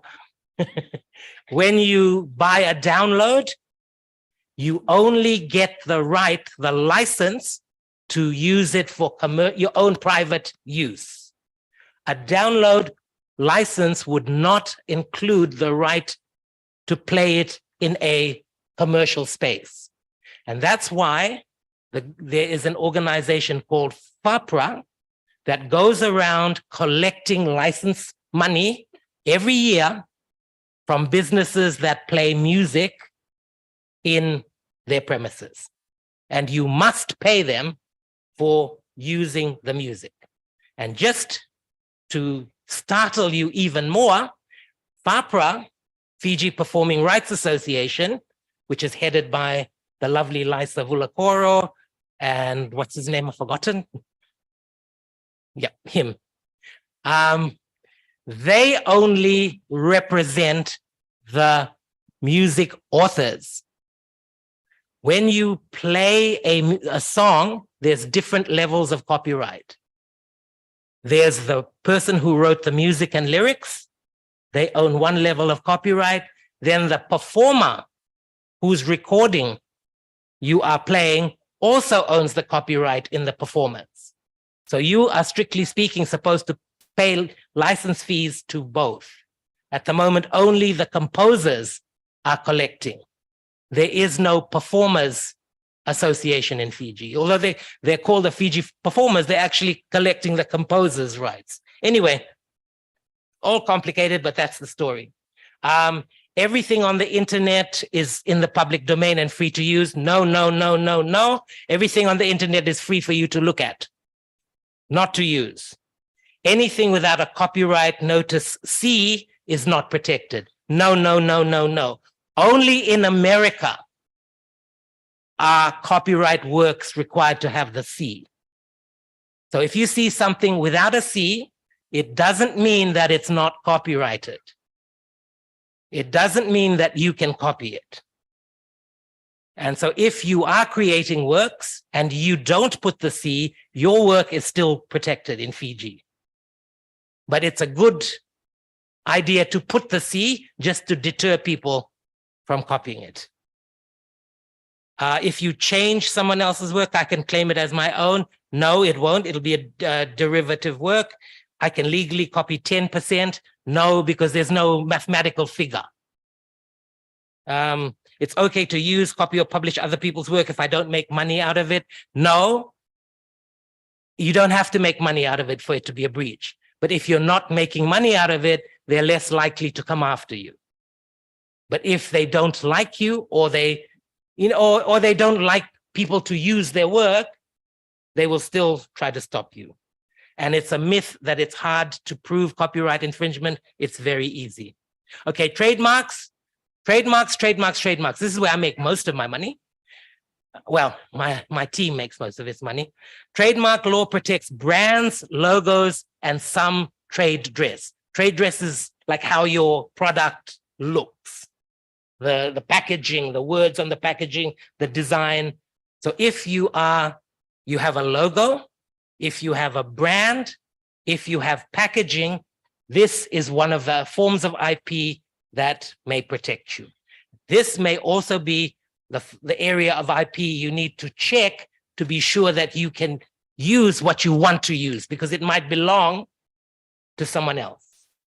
So don't forget, IP works both ways. It works to protect what you use, but it may stop you from using what you want to use because it already belongs to another person. In business, trademark law can protect your labels, your logos, your slogans. Trademarks are registered.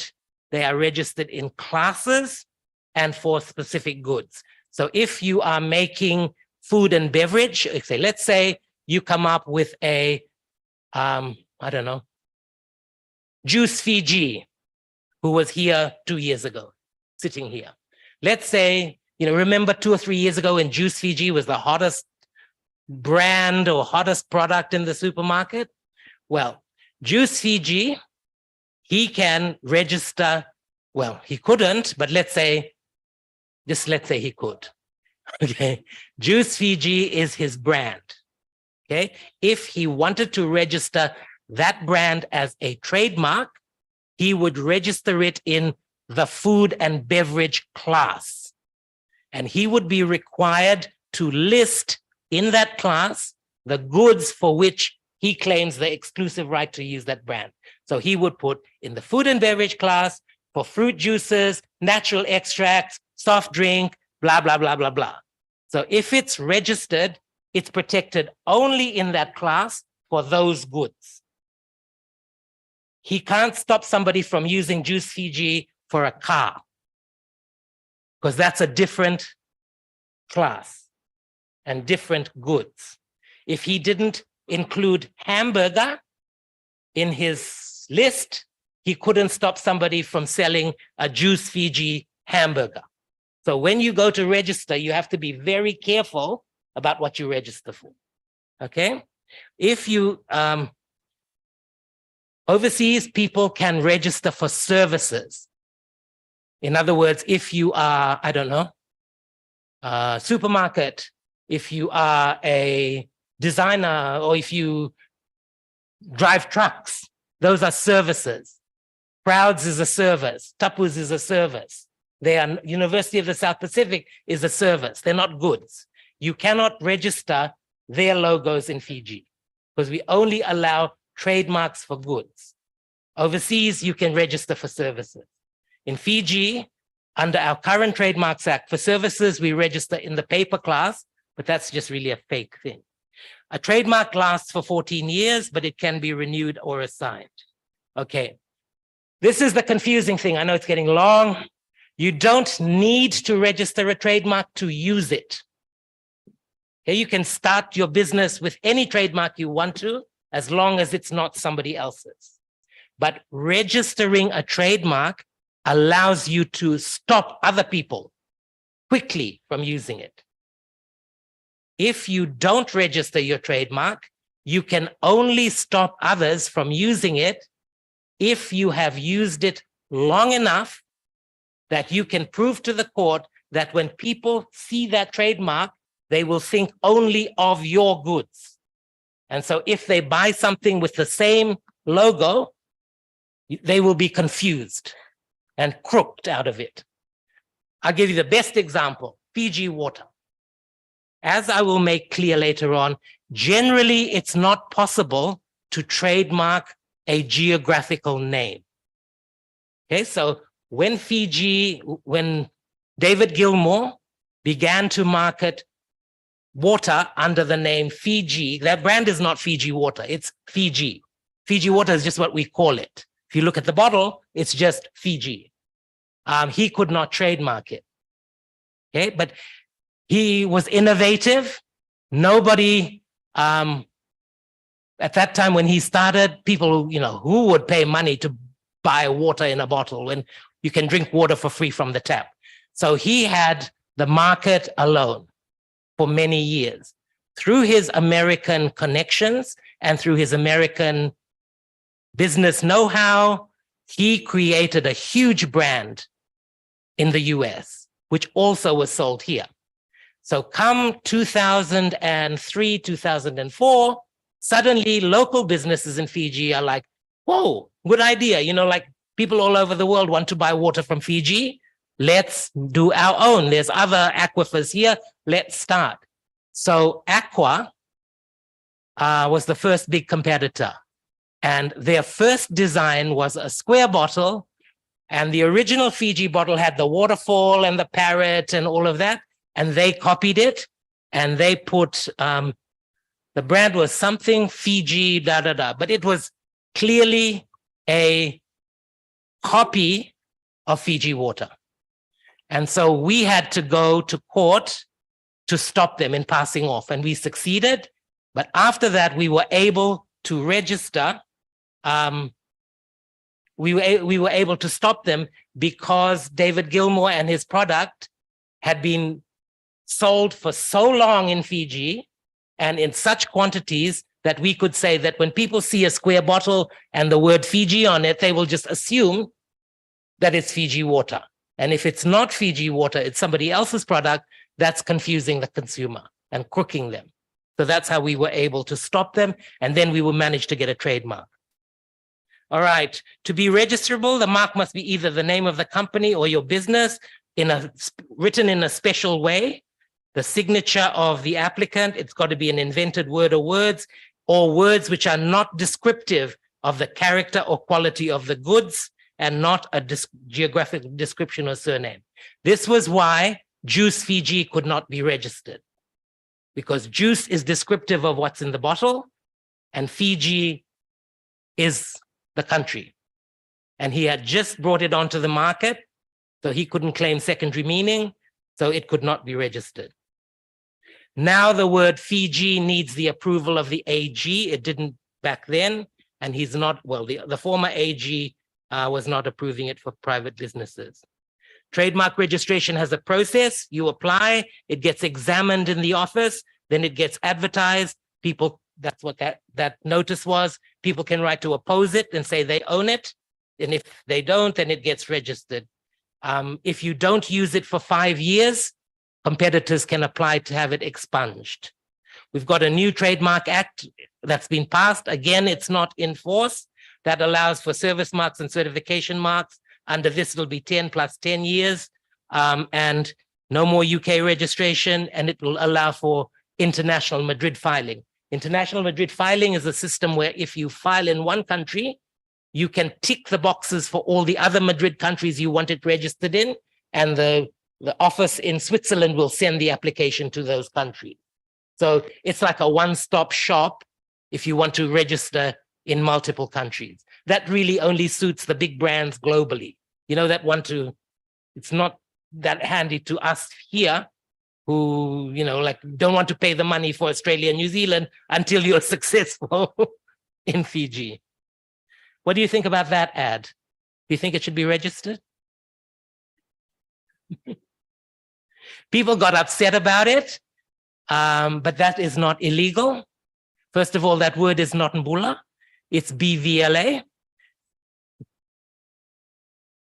Second, there is, contrary to what people think, there is no rule against registering Fijian words. Why should there be? We register English words all the time. What's the difference? So be it. What about baby mix? Do you think that's descriptive? Well, it's not really. It's not descriptive of the product. It's descriptive of a way that you can use the product. All right, common law and passing off. This is not really IP, but it's important to know. Common law passing off is what you use when you don't have a registered trademark.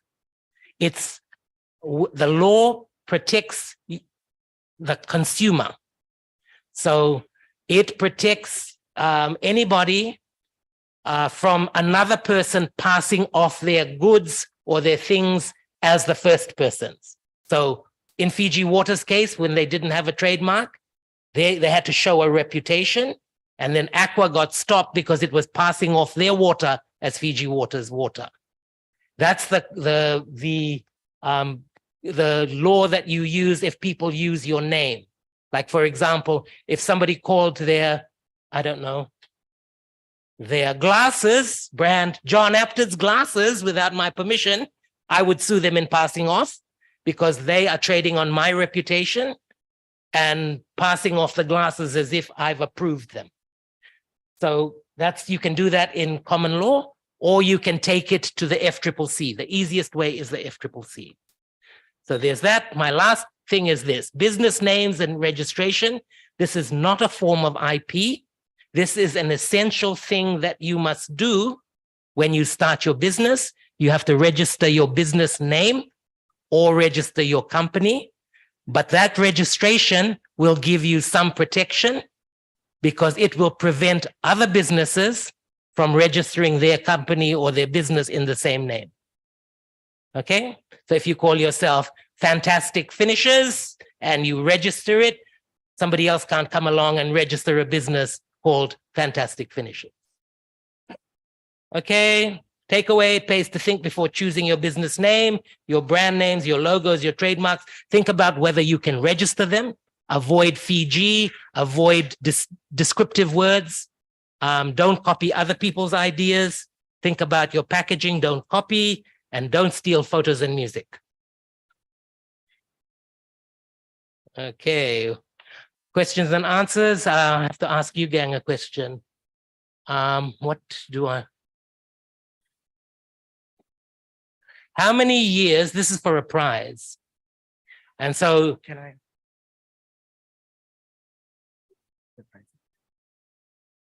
The prize is there, I don't even know what's the prize. It's not a date with me. And it's not free legal services. Thank God.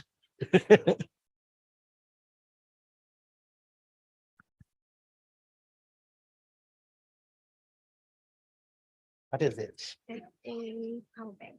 Oh, it's a power bank. It's actually what I need. So if you win, can you give it to me? It is a, who's donated it? A 20,000 mAh fast charging power bank.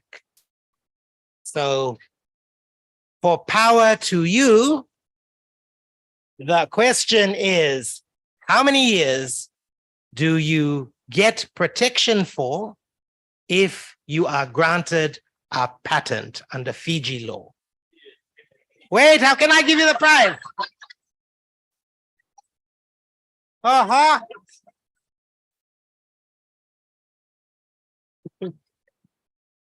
Man, now I have to think of another question.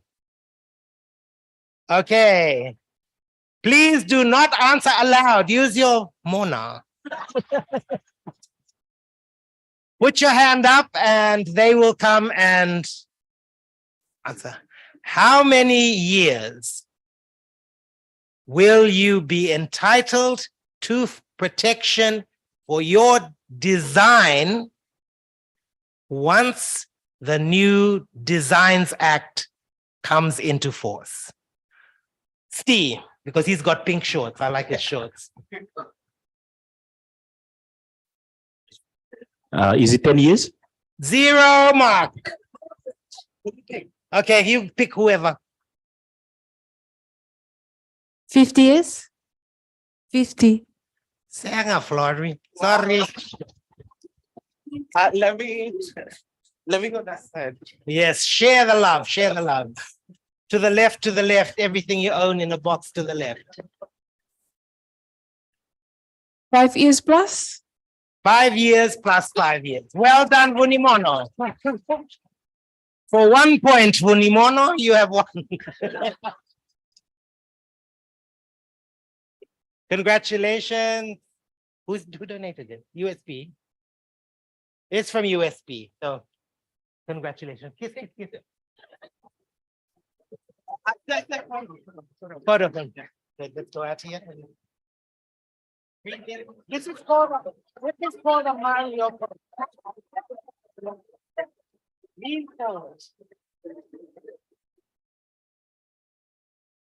How to hide your beat. The other time. No more questions. You can ask a few questions again. Answer. Yeah. Okay, I'll take 5 minutes of questions if anybody's got any questions. I know it's been really, really long and boring, but it's your one chance to get free legal advice. And if you knew how much I charge an hour, you'd need toilet paper. Yes, Elizabeth.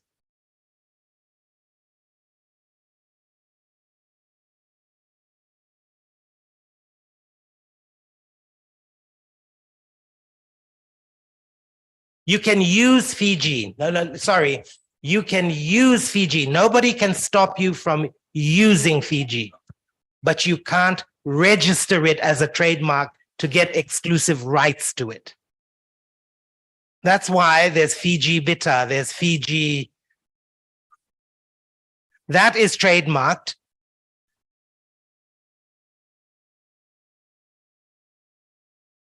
Yes, we managed to trademark Fiji in the water category here in Fiji, because by the time we applied, at that time, a geographical name cannot be registered until it acquires what is called secondary meaning.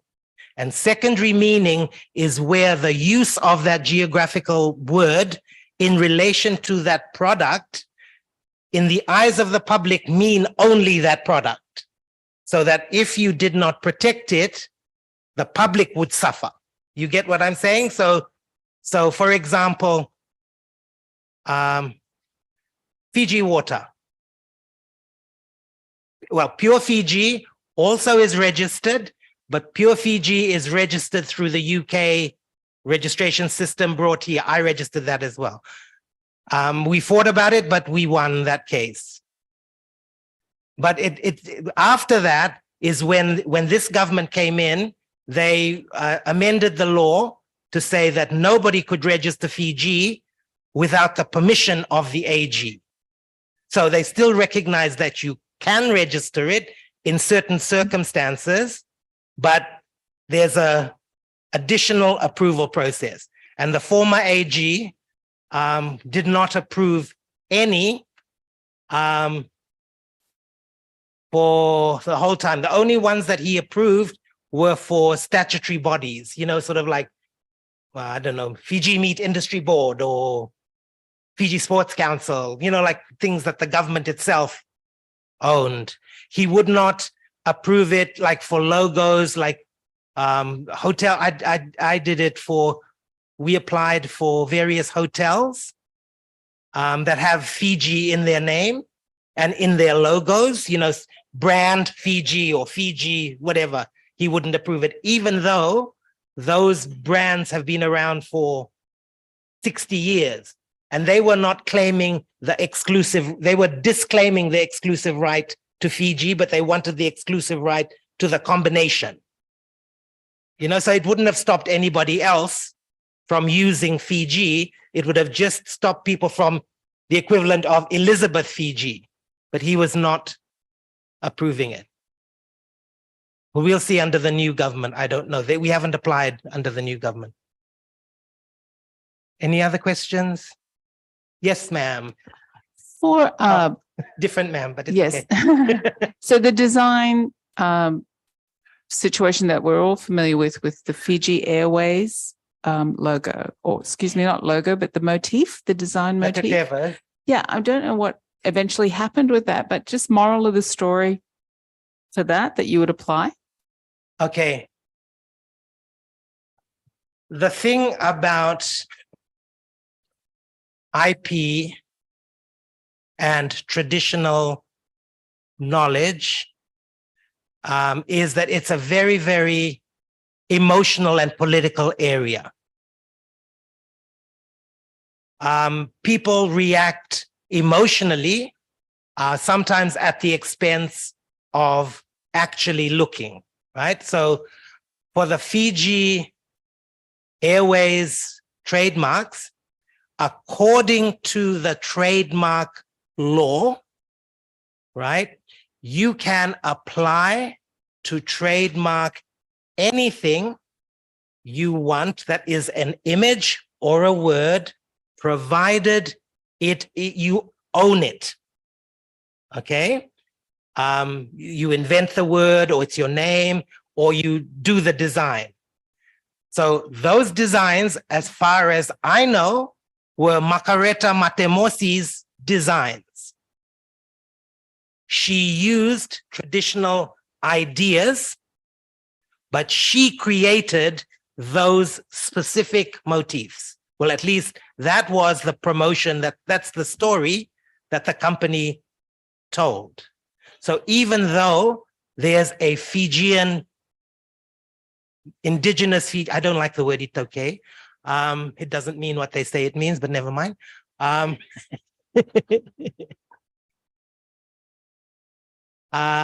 There's an indigenous Fijian basis for the design.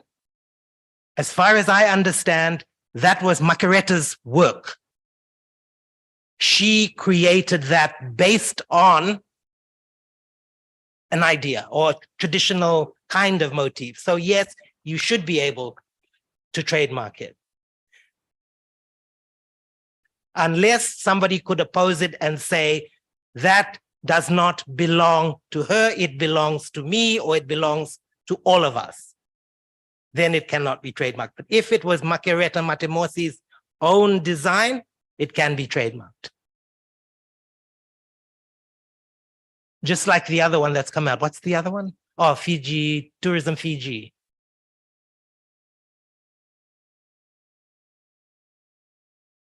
Any other questions? Sorry, there was somebody up there. Yeah.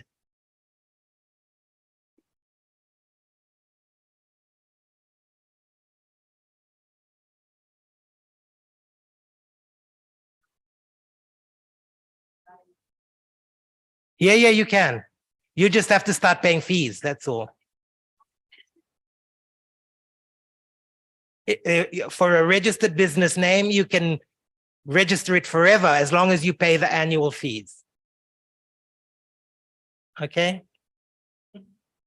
But if you register a trademark, you must, no, it's not that you must use it. If you don't use it within for a period of 5 years, somebody else can apply to remove it.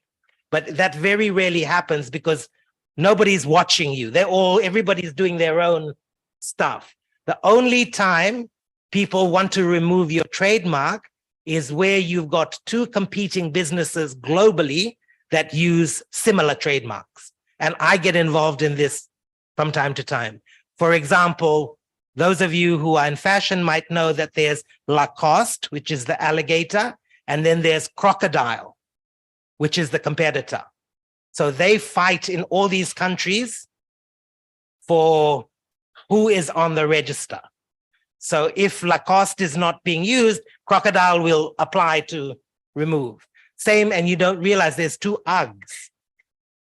Globally, there's two Uggs.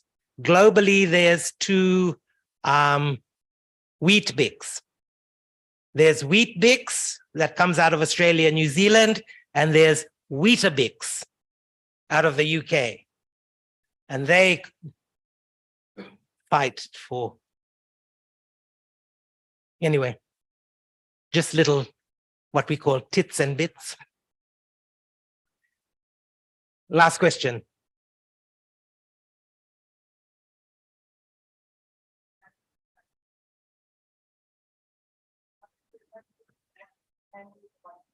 The UK is online. Fiji is not. They keep promising us that they're going online, but we haven't brought it online. That's how I make money.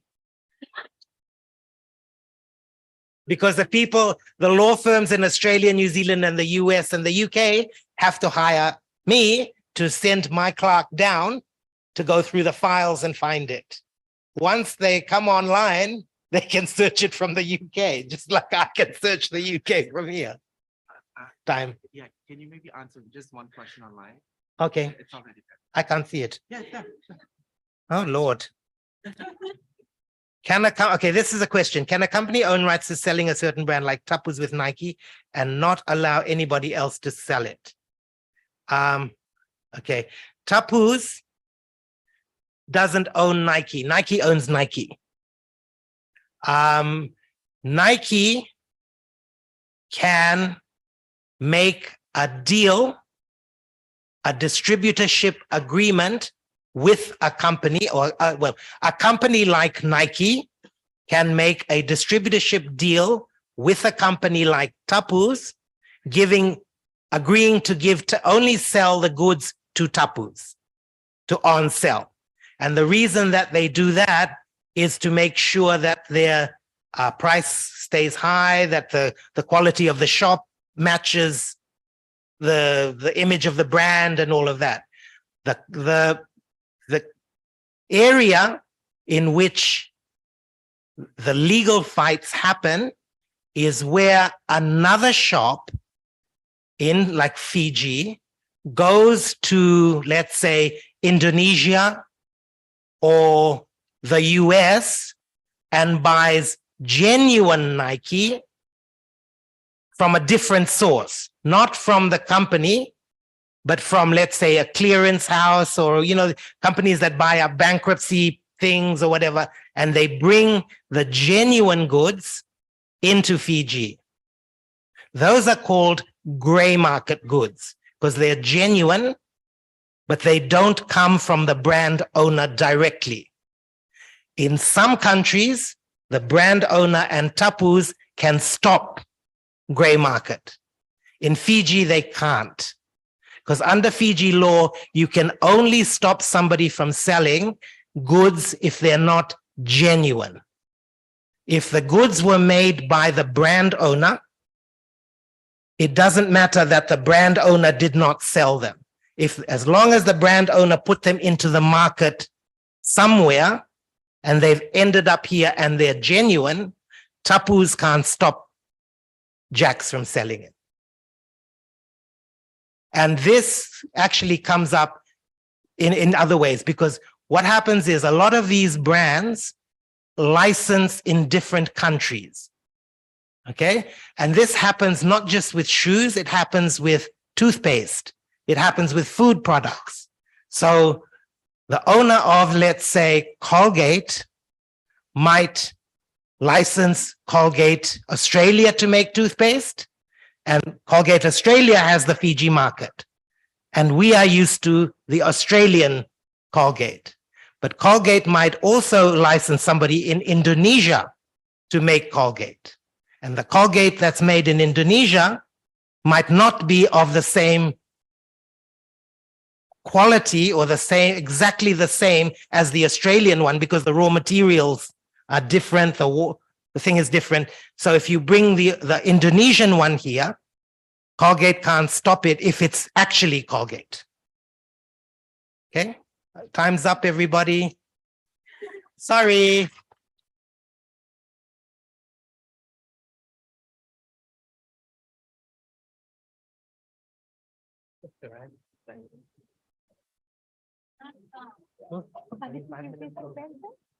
Yeah. No.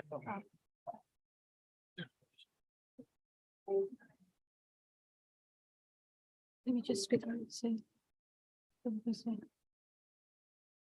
Thank you, Mr. Apted, for the brilliant, presentation, and very informative. We have all enjoyed it very much. Thank you for your time. A round of applause, please.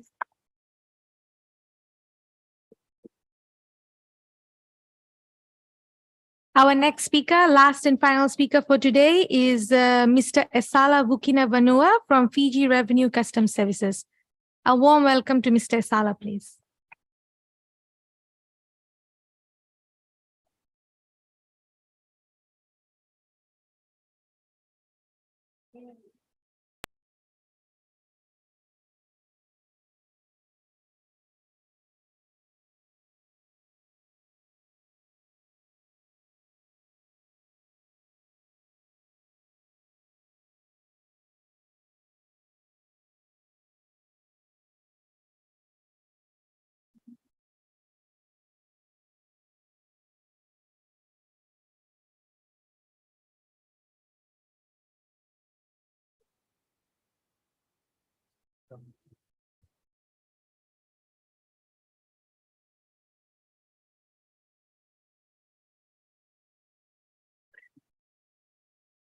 Thank you very much. First of all, I would like to take this opportunity to thank Jessica and the team and USP for once again inviting us to be part of this year's event.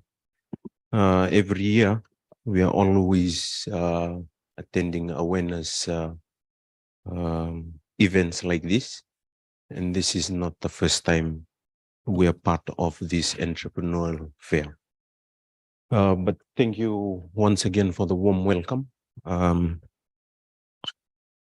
This afternoon, with the time that I have left, I will just, there's a message that I want to leave with us this afternoon, and I hope everyone thinks about it as they leave for their different homes. My message this afternoon is do business within the boundaries of the law. That is my message. So everything I'm going to talk about this afternoon, I hope you will take heed of it and also make sure that you align yourself to the regulatory requirements, especially for taxes. I won't take much of your time. Outline today is just some obligations that a business is required to do, especially registration, and then some business obligations and some additional information. Just I just want to take you through this. Number one, TIN registration. There are 4 basic obligations when you start a business or when you set up a business. You are required to adhere to. Number one is registration. I believe most people who have set up business, they are not fond of coming to FRCS to register. And when I say register, it means registering your business name with the tax office. I'll try and share some light a bit. It doesn't mean when you come to register for a TIN, we are actually going to tax you the same time.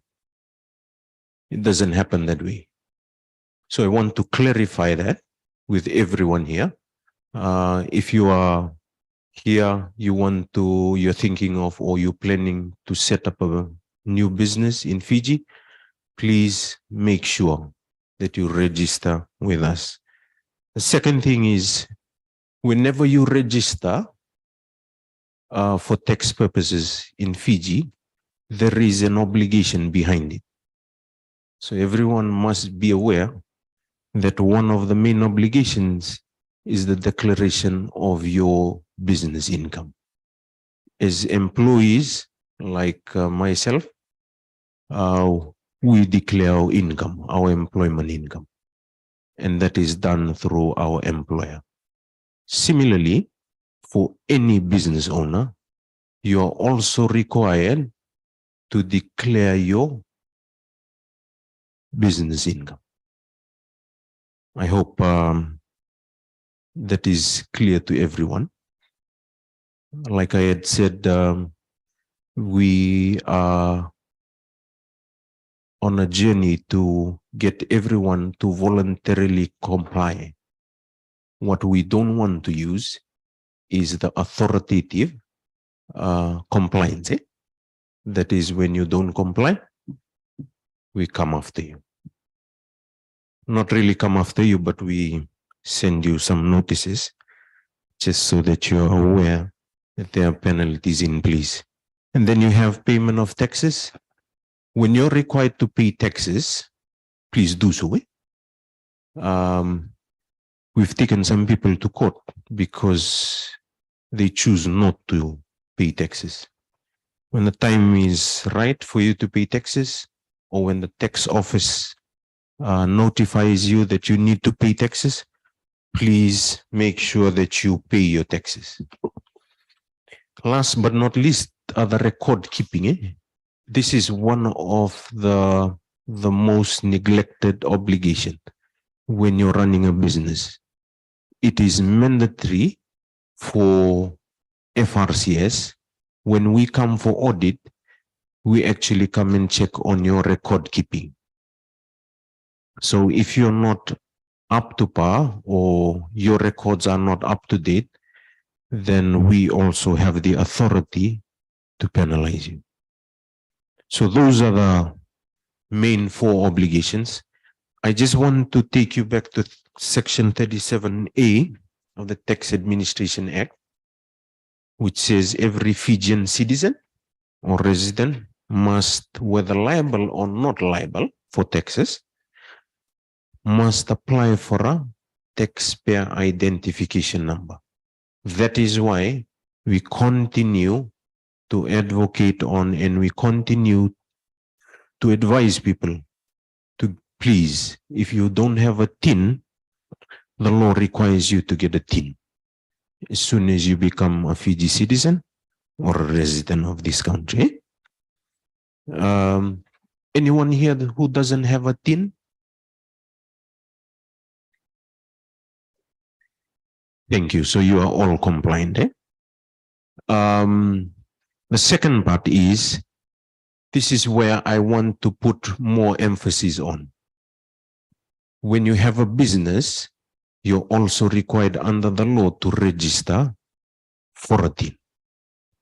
And we will talk about this in details as we move on.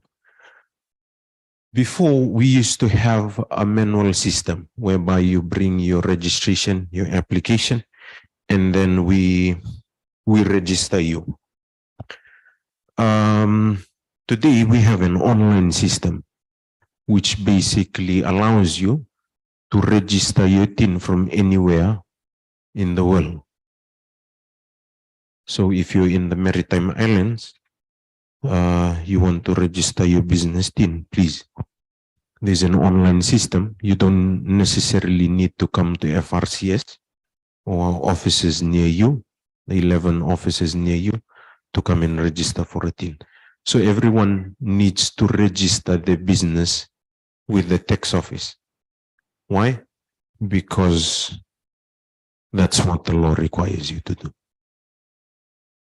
I hope I'm clear with this. If you need assistance after this, I will leave my direct line in email. You can always request for assistance by sending me your queries. So basically, in our old system, there was a TIN which consisted of 9 digits. Today, we have TINs that consist of 10 digits. And TINs were characterized. So if I had a room full of companies or businesses, how would I be able to identify which type of business one owns? By identifying it through the prefix numbers of the TIN. So the prefix numbers basically identify you as a taxpayer to us. If your TIN number starts with 01 and the range moves right to 26, then you are an individual. Why do we only have 26? Because there's only 26 letters in the alphabet. Please, there's no 27. Secondly, in the new system, it does not categorize you. All your TINs, whether individual, companies, non-profit organizations, your TINs will start with 29. So if you're looking at a TIN of your son or your daughter or your business beginning with 29, please be rest assured that is from the tax office. And it must consist of 10 digits. For individuals, like I had mentioned, 01 to 26. So how do we identify the prefix number? It's the first letter of your surname.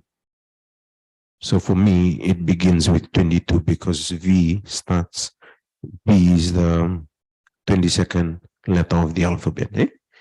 So if anyone asks you, please let them know. For partnerships, their TINs begin with 30. So if there's a business you're doing business with, and he sends you his tax invoice or receipts, and it begins with 30, please note it's a partnership business. And then we have companies as well who begin with 50.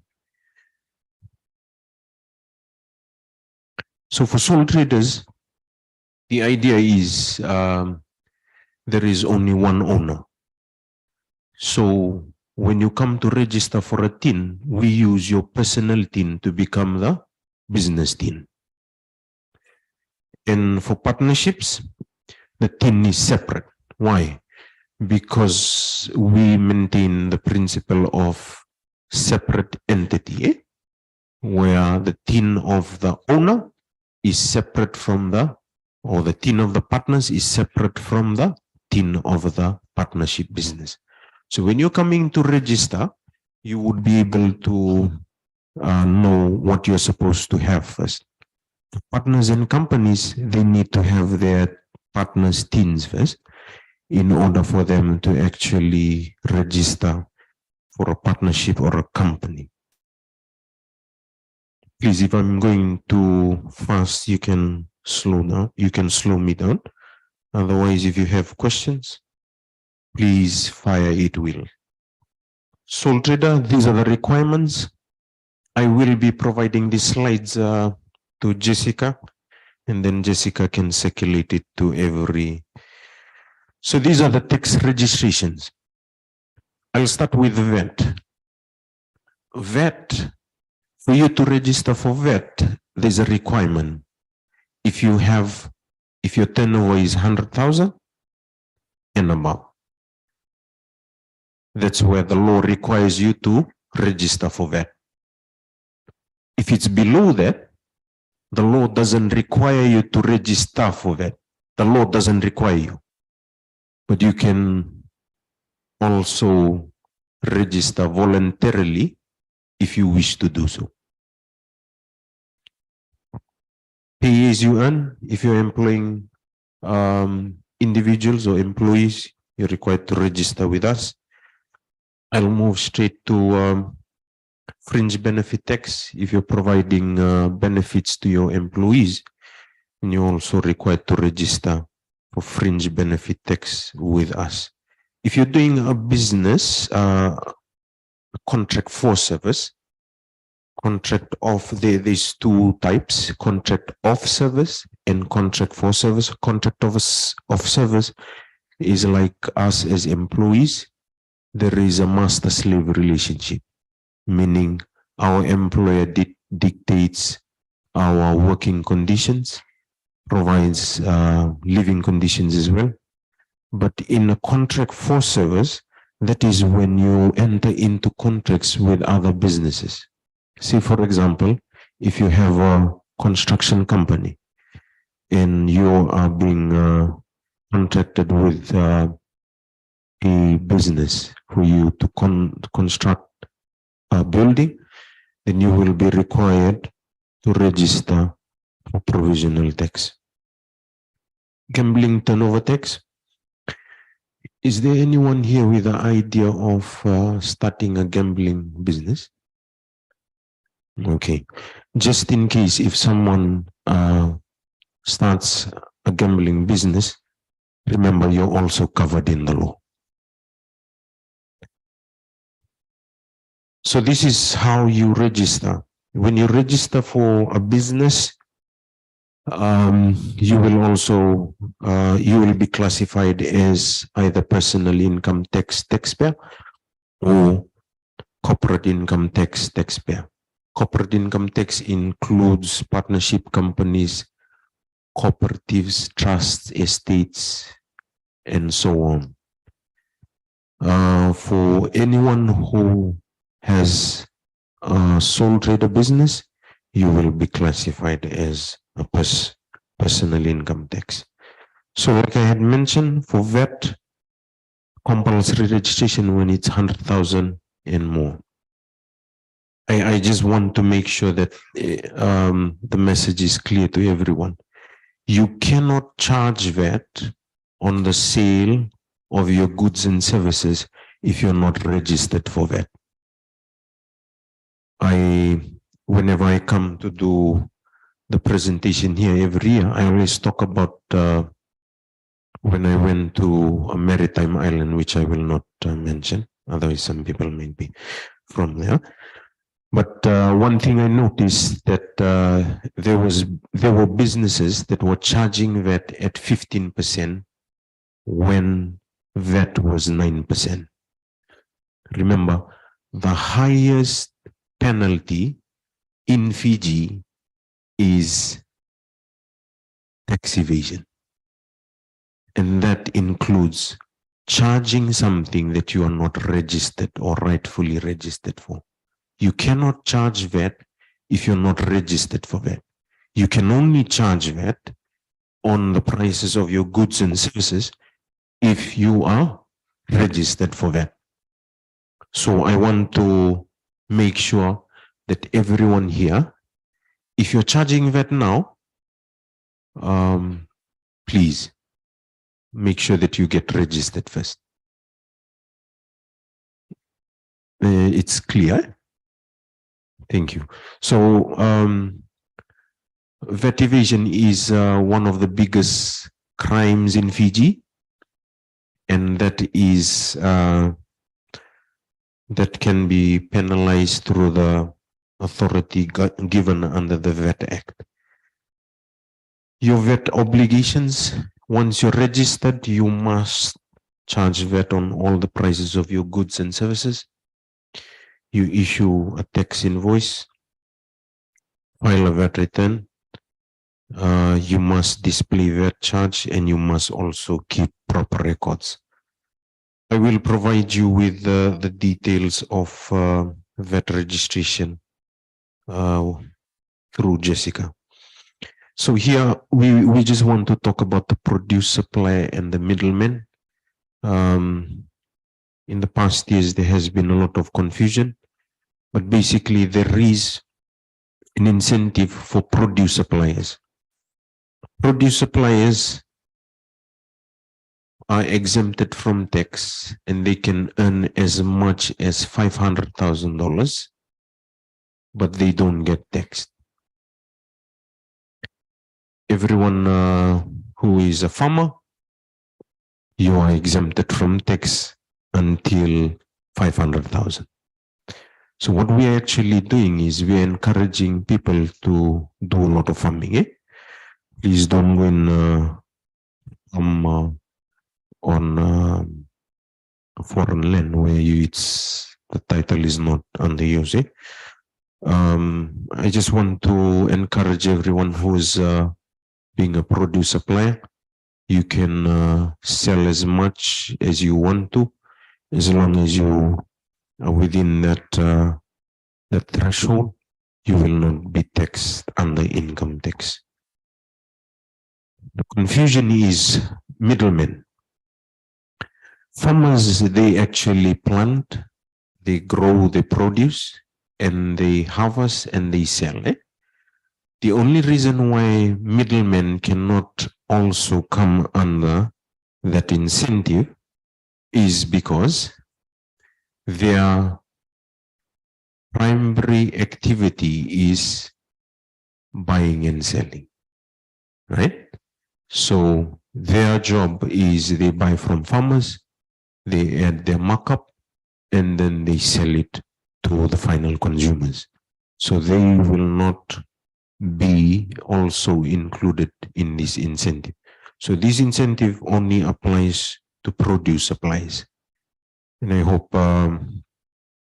if you have any questions pertaining to that, you can always send me an email after this. Declaration of income. Every year you're required to declare your income. If you're a sole trader, you must declare your income by the 31st of March of the following year. So if you're doing business now, your income or your return for this year is due on the 31st of March 2024. So as we speak, anyone who did business last year will need to file the returns by 31st of this month. And then we have a partnership as well. Partnership businesses are also required to file the returns, including companies as well. Payment of taxes. This is the most important part. Sole traders are taxed on their net profit. I'll repeat that. Sole traders are taxed on their net profit. So your income less your expense, whatever your profit is, if it's more than 30,000, whatever the excess, we will tax it at either 18% or 20%, depending on the income bracket it falls on.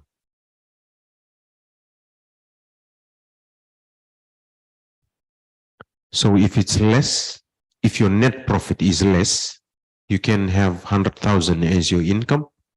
your expenses as 70,000.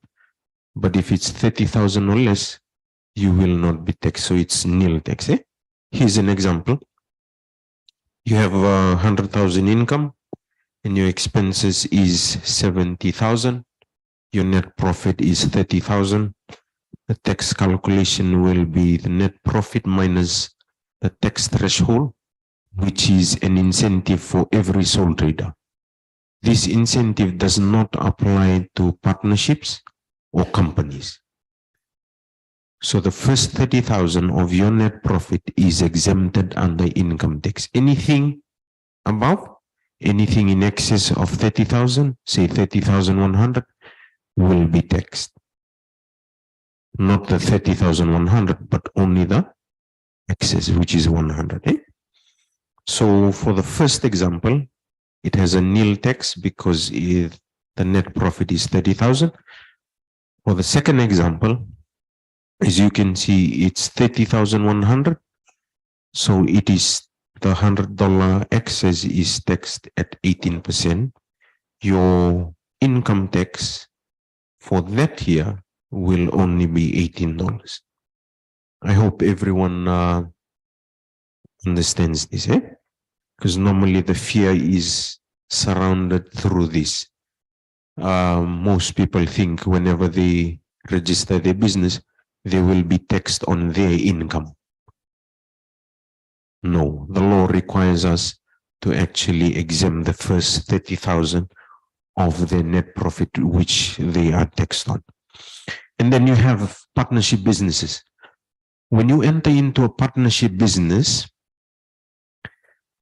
the partnership business is not taxed. I'll repeat that. If you enter into a partnership business, the partnership business is never taxed. If someone tells you that the partnership business is taxed, please refer that person to either the tax office or section 51(2) of the income tax. So if you are running a partnership business, meaning 2 or more owners, your partnership business is not taxed, but the profits that you make is distributed towards the partners. So the partners are taxed, not the partnership business. So wherever that profit is distributed to, we will follow. So in this case, the partnership business does not keep the profits. If you don't distribute the profits, the law also provides for dim distribution, meaning we will dim it as distributed to the partners. Here's an example. You have a partnership business who made a profit of 70,000. The profit distribution ratio is 50-50. So they get 35,000 each. This is the calculation for John and Jack's income, because they will receive equal distribution, which is 35,000 each. They will need to pay tax on the excess of 30,000, which is that 5,000. So $900 they will need to pay at the end of the year. If there are any questions, please, you can ask questions as we move on. And then we have a company. So by doing these calculations, I hope you are able to identify too the type of business that you want to register, because there's a difference in the tax burden. For sole traders, the first 30,000 of their net profit is exempt, and they pay the excess. For partnerships, similar to a sole trader, because of the idea that the profit is distributed to the partners. And then you have companies. Companies, if you're registered for a company, this is what you get. Your net profit, the first dollar, from the first dollar of your net profit, it will be taxed at 20%. Meaning, for every dollar of your profit, you will be taxed at 20%. I'll give you an example. So if you made an income of 100,000 and then you made an expense of 90,000, your net profit is 10,000. The tax that you will need to pay is 20% on 10,000. So you can actually tell which business type has a lot of tax burden, right? So if you're registering a company, we're thankful that you are being compliant, but at the same time, you will also bear the burden of paying a much bigger rate of tax. Record keeping, like I had mentioned, all registered businesses are required to keep proper records. This is covered in our Tax Administration Act. Normally, the reason why we have 7 years is because when we come for audit, if we find there's a suspicion in the way you do business, we'll flag it to our audit team, and then audit team comes and informs you that they will be doing an audit. So when we come to do audit, we actually go back 7 years. Right? And I'll give you some examples, real examples of how we had actually found out some very, very illegal business operators.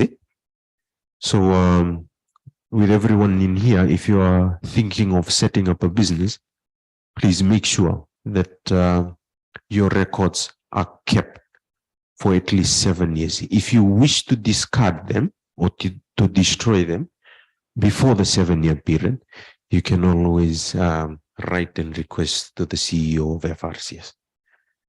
And that will be pending either approval or decline. So these are some examples of records when we talk about tax records. Please make sure that you are well aware of the different records that you need to keep, especially anything to do with your business. These are just some additional information. VAT changes. Can anyone tell me how many VAT rates do we have in Fiji?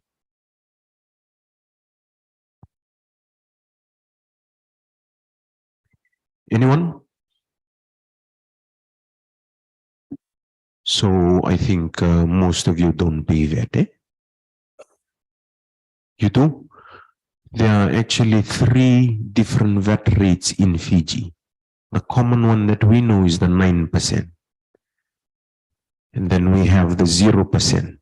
So when you're actually doing business and you are exporting your sale, say for example, you have some of your products that you want to export. If you're registered under VAT, you will be charging VAT at 0% when you're exporting it. So you will be charging VAT at 0%. The local rate is 9% and 15%, which was the latest budget amendment. So 15% is only applicable to 25 goods and 2 categorized types of services. If you noticed, in the past few years, we were charging a tax called service turnover tax. Whenever you go to the hotels, to McDonald's, Wishbone, you get to see this. When you go to the pubs, no one goes to the pubs here, but when you go to the pubs, you actually pay VAT at 9% and STT, which is service turnover tax, at 6%. Those 2 taxes are added together and then they are charged on the price of the product. Now we have suspended or we have taken out service turnover tax, and we've increased the rate of VAT, another VAT, which is 15%, and it applies to all prescribed services. So when you go to the hotels, you will be charged this rate. This is just general information for you. If you're going to certain places where you see those types of goods that are being charged at 9%, then it's incorrect. It's supposed to be charged at 15%. Similarly, for zero rated products, if there is a canteen or a shop that is charging VAT on these selected items, the 21 items, at either 9% or 15%, please use the whistleblower policy, because that is your right as a customer. You're supposed to be charged the correct VAT rate. There are certain businesses that are charging different VAT rates. We have taken some people in, and people have also paid very, very, very high penalties. 5% e-cable has been removed from personal income tax. The 50 cents e-cable on plastic bags has been renamed to plastic bag levy. And then we have the 5% charged on super yacht charters. This has also, we maintain it, but we've just renamed it. And then you have the 5% nickel charged on prescribed services. This has also been removed. I'll speak on whistleblower policy. I think this is the last 3 slides. Whistleblower policy basically allows you to report only illegal business operators. What it doesn't allow you to do is to report domestic violence or criminality. I just want to make sure, because I think one of my cousins, we had gone to do awareness at the islands. I will not also mention my island, but one of my cousins had heard about the whistleblower policy, and he had actually wanted to make good use of the whistleblower policy by reporting something to us. So when he called one day, he said, Salah, there's something that I need to report to you guys as soon as possible. So I said, okay, let me just get a pen and just note it down, and then I will give it to our audit team. So what he said was, I just want to report that my wife has run away again with another guy.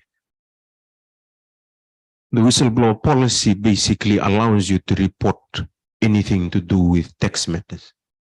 Nothing domestic, nothing personal. So we are actually encouraging everyone. This is the only way you get to contribute, not only as a taxpayer, but to also report unscrupulous or illegal operators. And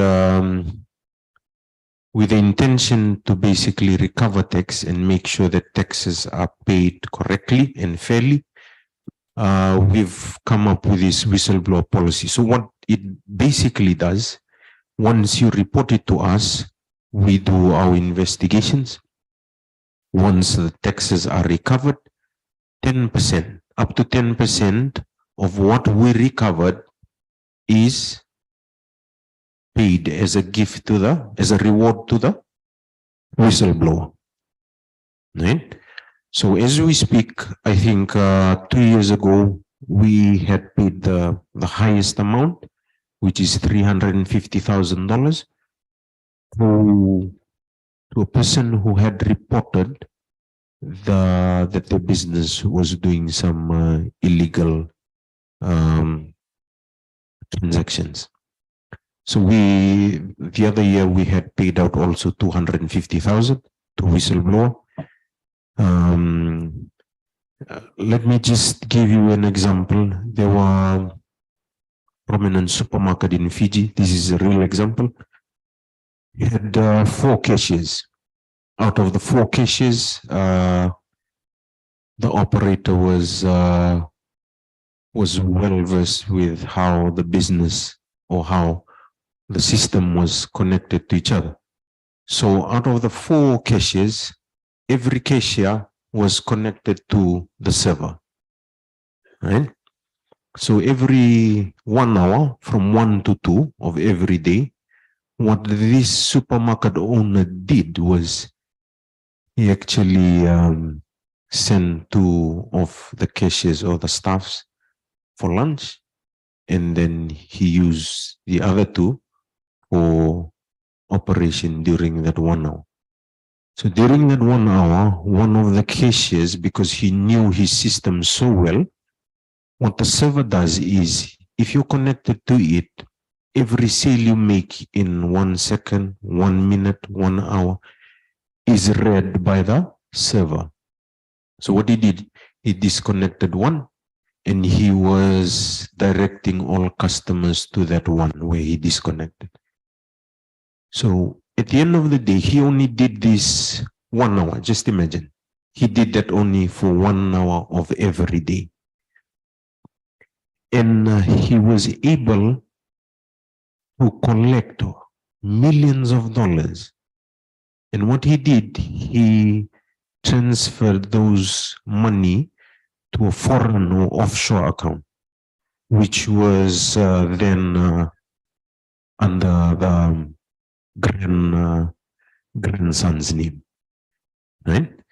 So this is what we're saying. When someone sends a whistleblower to us, we go and we actually track down the transactions that you've made. You might not be aware what the tax office is capable of. So what we did, we actually investigated, and we were told to go call him in. So we went, called him in, the owner, and then we had advised him, you had done an illegal business transaction. So what he said was, no, I haven't done any illegal business transaction. So we asked him to actually tell us what he did. So he didn't want to. So we actually told him again. So it was surprising to him that we actually told him of this, how he did his illegal transaction. He was really surprised. In the end, he was supposed to only pay 200 plus taxes. But because of that, the highest penalty in Fiji is with the tax office, which is 300%. We had applied the 300%, and he ended up paying 9-point-something million. That is tax evasion. That is the biggest penalty that we have. So once we had paid, we had recovered the 9-point-something million, we paid the whistleblower 250,000. So once again, please, this is only to do with taxes. Don't report to us anything that is criminal in nature, robbery with violence, domestic abuse. Please send it to the right departments. So I just wanted to play a short video for you. Hopefully it does.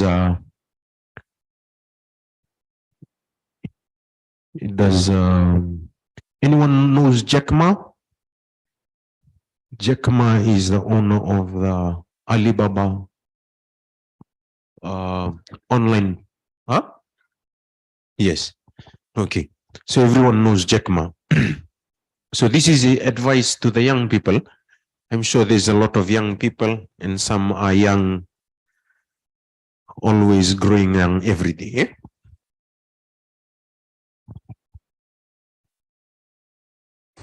Don't worry. Any mistake is an income, is a wonderful revenue for you. So I told myself and told my young people, before 20 years old, be a good student. When you do entrepreneur, just learn some experience. Before 30 years old, follow somebody. Go to a small company. Normally in a big company, it is good to learn processing. You are a part of a big machine. But when you go to a small company, you learn the passion, you learn the dreams. You learn how to do a lot of things at one time. So before 30 years old, it's not which company you go, it's which boss you follow. It's very important. A good boss teaches you differently. And from 30 to 40 years old, you have to think very clearly, you're working for yourself if you really want to be an entrepreneur. When you're 40 to 50 years old, you have to do all the things that you are good at. Don't try to jump into the new area. It's too late. You may be successful, but the rate of dying is too big. So 40 to 50, think about how can you focus on things that you are good at. But when you are 50 to 60 years old, work for the young people. Because young people can do better than you. So rely on them, invest on them, making sure they're good. So when you are over 60 years old, spend time for yourself. On the beach, sunshine, right? It's too late for you to change normally. But this is my advice to the young people. 25 years old, make enough mistakes. Don't worry. You fall, you stand up. You fall, you stand up. Enjoy it. I mean, 25 years old, enjoy the show, enjoy the show. Thank you. So with that, I just want to leave you with some very important messages. Eh? Number one, do the right thing all the time. Gone are the days where you need to do the right thing at the right time. Eh? Because there are times when you are at the wrong place, at the wrong time, but you're still required to do the right thing. So if you're not registered, your business is not registered, and you are already operating a business, please make sure that you register with us. Number two, stay with the law, you'll never go wrong. That was something that I had, that one of our pioneers in FRCS had advised me. Whenever I talk about tax, stay within the boundaries of the law. Why? Because the law basically protects you, and that's your guide on every day when you do business. But as soon as you step outside of the law, that same law becomes your judge, right?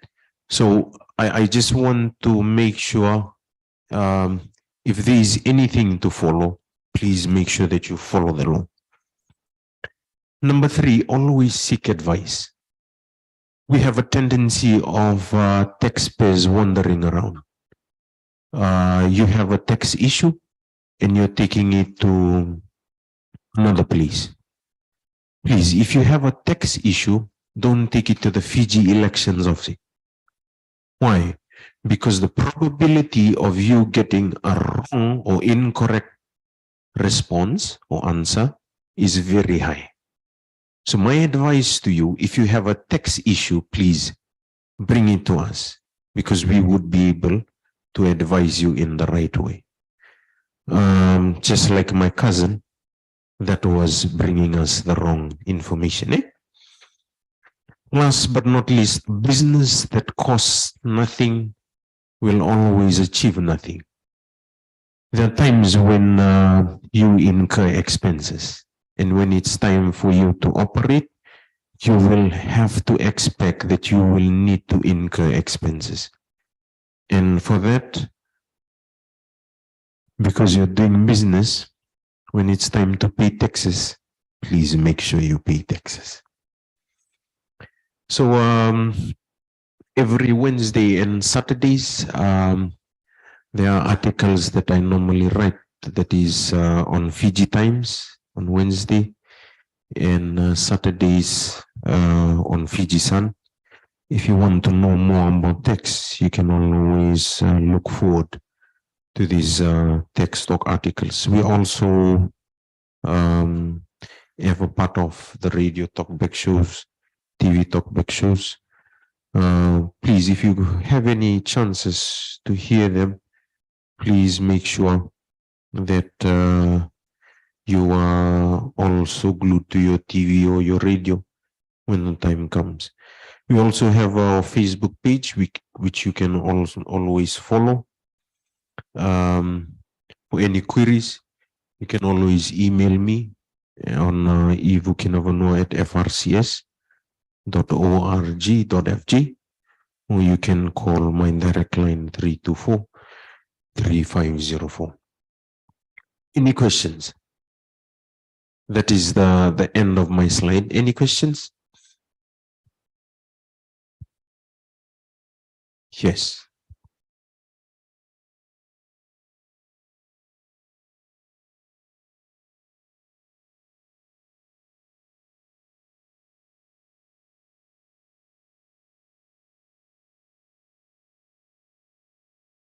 Okay, so these are dormant companies, dormant businesses.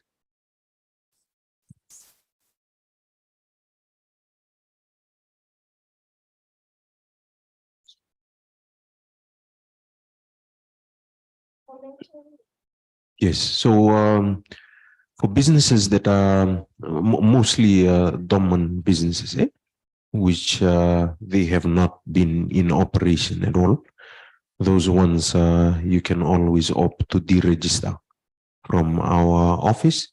But in terms of businesses that have been operating, but then like you said, don't work out, I'm just not quite sure what is your definition of don't work out.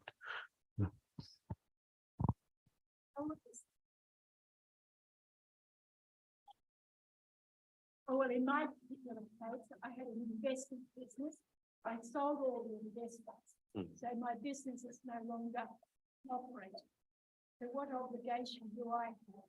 You will need to, first of all, you will need to make sure that your returns are up to date. So you will need to declare the past years leading up to that year, and then you can request for deregistration from us. Any more questions? Please don't call the direct line now because I'm still here. If you want, you can call tomorrow morning. Any more questions? You know, the last time I asked for questions, it was last year or the other year. No one bothered to ask any questions. So I figured out, okay, everyone understood. But as soon as I reached the office, my inbox was flooded with questions. And people would start their email by saying, I was in the entrepreneurial fair. I just wanted to ask this question. If you have a question, you can ask now. Why? Because you might help the others. That question is pertaining to deregistration. That is something I never covered. So if you have a business and you are not in operation at all, some businesses have a tendency of being registered. The name sounds so good, but when we ask them, were you in operation? No, it has never been in operation. So we want to, make sure, encourage everyone. If you have a difficulty also coming to our office, you can always use the emails. If you have any questions or if you have some whistleblower cases, please do so with the right spirit and the right intention, right? Not any other issues. Any questions?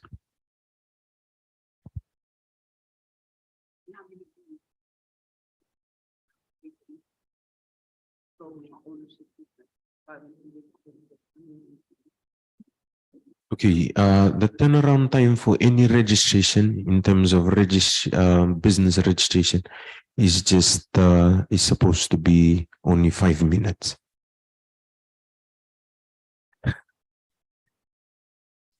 It's either wow that you're surprised that you're not getting that service from FRCS, because we have an online system which is convenient, and as soon as you send it, we will be able to respond within 5 minutes.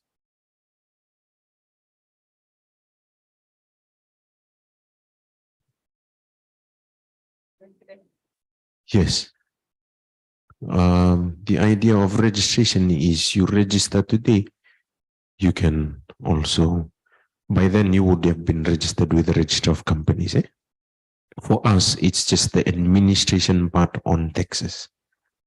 In terms of operation, your incorporation date, which is the date that you had actually registered with Suvo House, register of company, that is the date that allows you legally to do business.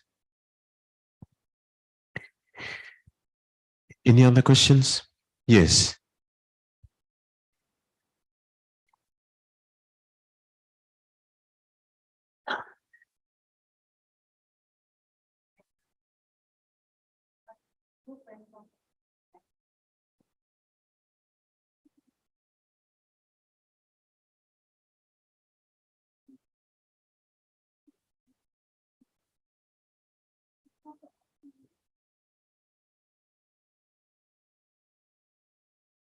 Okay, for sole traders, there's no two ways about it. Your personal TIN becomes your business TIN as well. That's what the law requires. The only time you get a separate TIN for a business is when you fall under partnership or companies, because there's an accounting principle called separate entity. Yeah.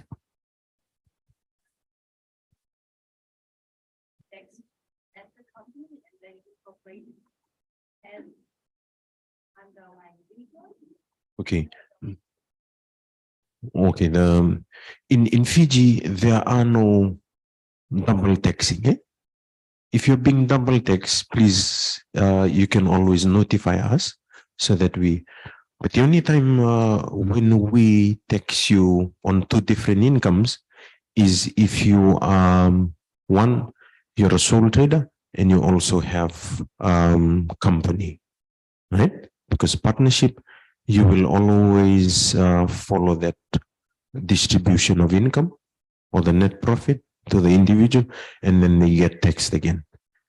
For employment, if you have a business and you're also employed, remember, at the end of the year, you will need to declare both, meaning your employment income plus your business income. Although you have been taxed by your employer, which is PAYE, we will not double tax you. What we call double dipping. So we will not tax you again on your employment income, right? We will only tax you on your business income, but we will need to add the income both together. Is that, thank you. Register for the TIN. If I'm like a new business owner.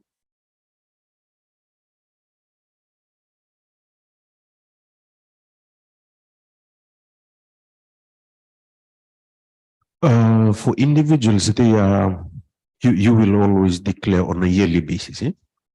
So depending, for individuals, you declare, when we say calendar year, it means you're declaring income from Jan to December. Anything that's outside of those two from that period, it will be declared on the next financial or tax year. So every year, there are some people that that are employed part year, and then they start doing business, you will declare that part year income for your employment and also your business, but only from Jan to December. Right? Any other questions? CC? Yes.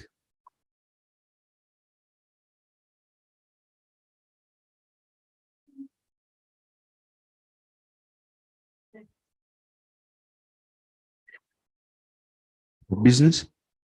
Yes. See that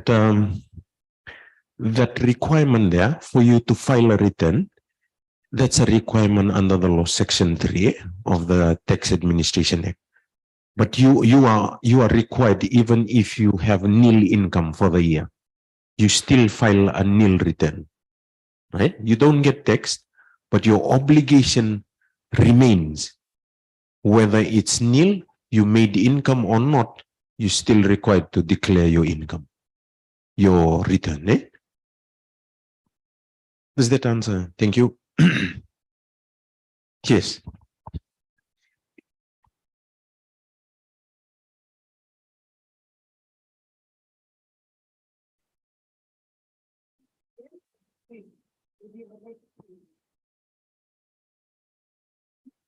Sorry, just ask the question again.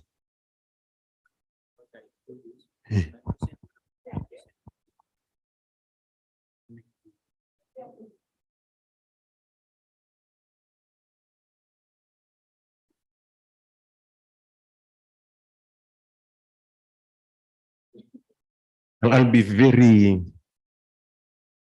no. I'll be very diplomatic, but I think that's something, that decision is made by government. Eh?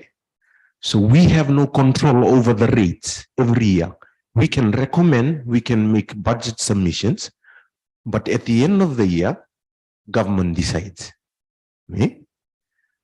I don't want to be politically driven here, but any other questions?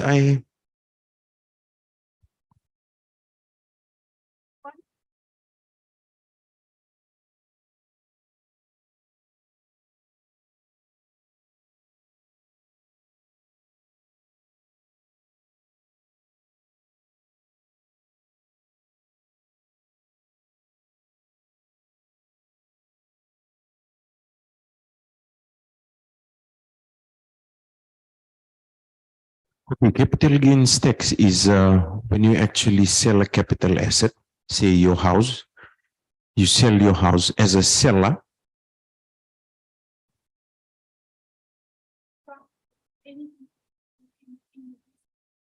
Yeah, vehicles are not classified under that. Eh?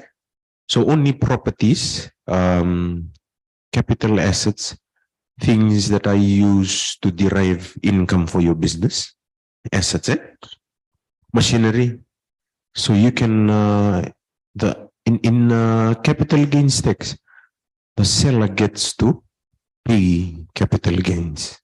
Before, we used to have stamp duty, which is now suspended. The buyer gets to pay stamp duty, but the seller gets to pay capital gains tax.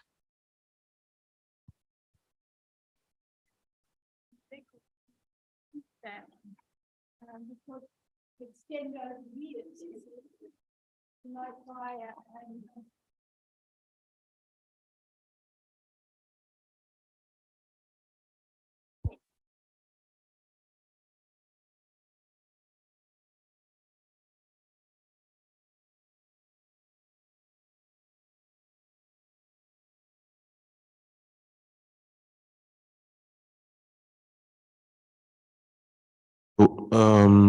When you're actually selling a capital asset, you're actually disposing it.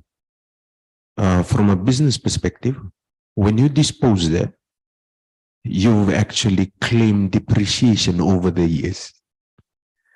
But then we come back and there's something called recoupment of depreciation, eh? Because you've actually claimed it. Now that you're disposing it, we get to apply that again.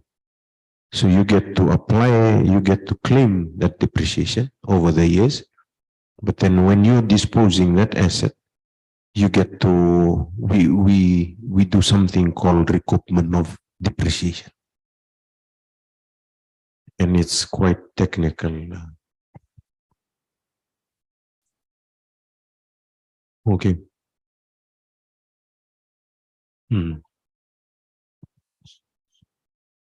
Oh, okay. Yeah. I think so.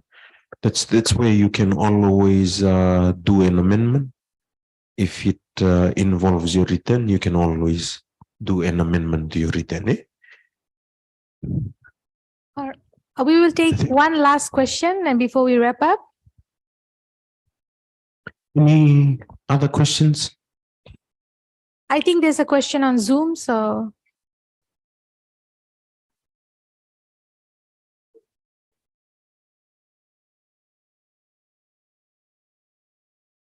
Okay, so for tin card, the first one, Catherine.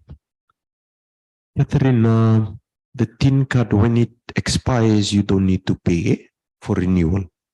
That is when you just need to bring your old card and then we'll supply you with your new card. Second one, Austin.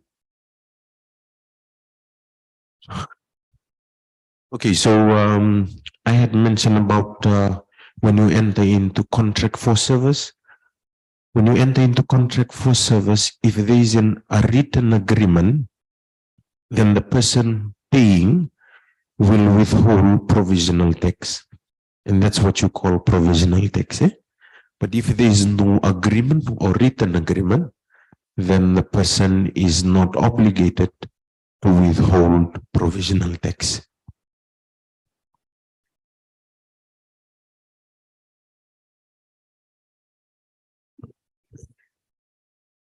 We use base.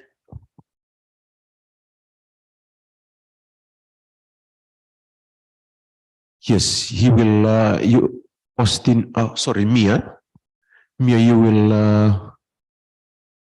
will be required to declare that.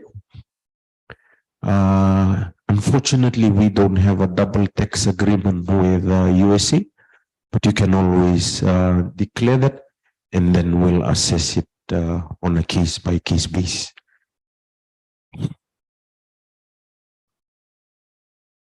Yes. Last question.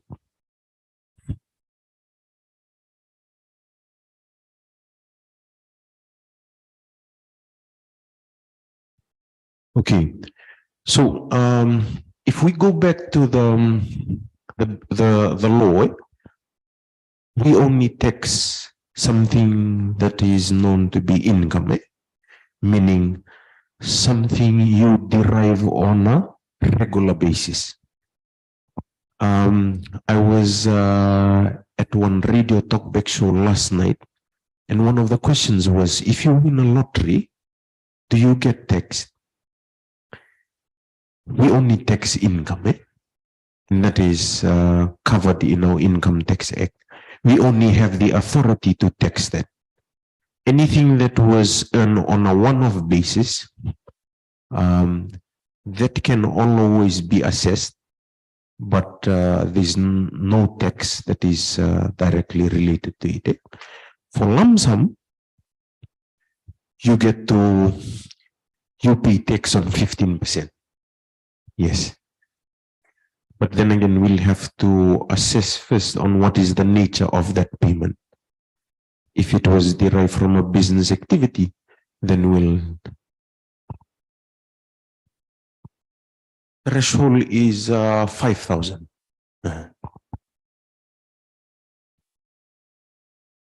Okay, one for the road. So. Yes. Okay.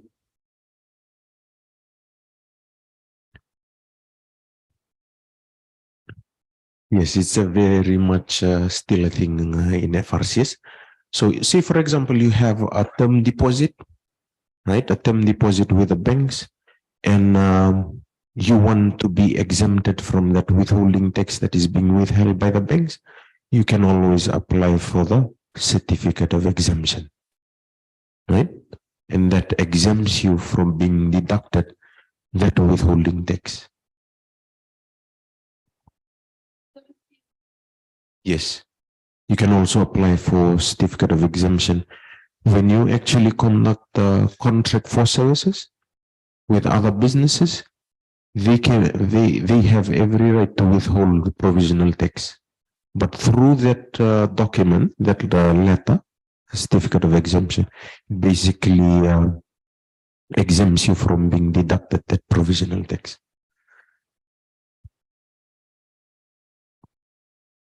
Thank you.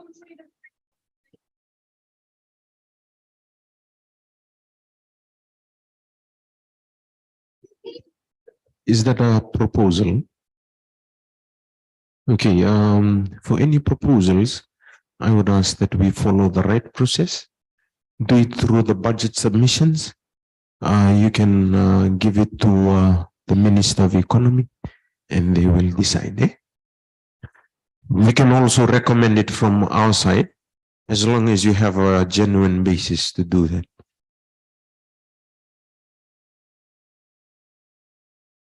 It's to be rated. There was one yes.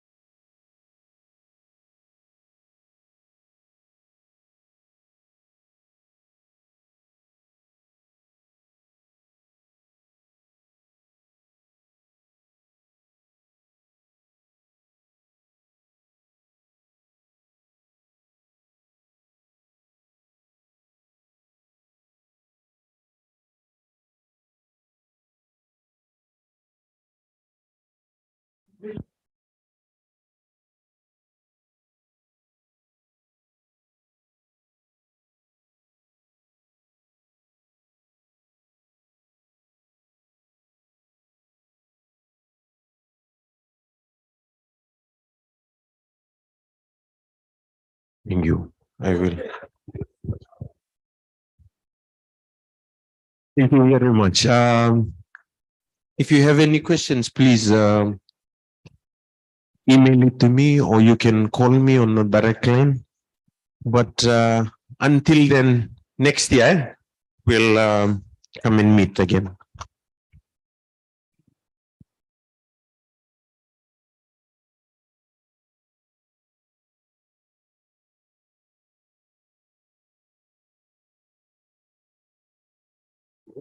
Most welcome.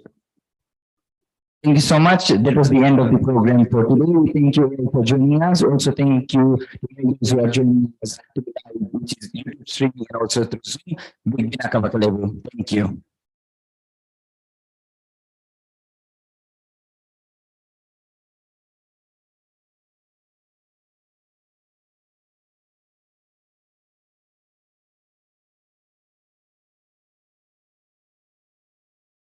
Tomorrow's session will begin at 11 a.m.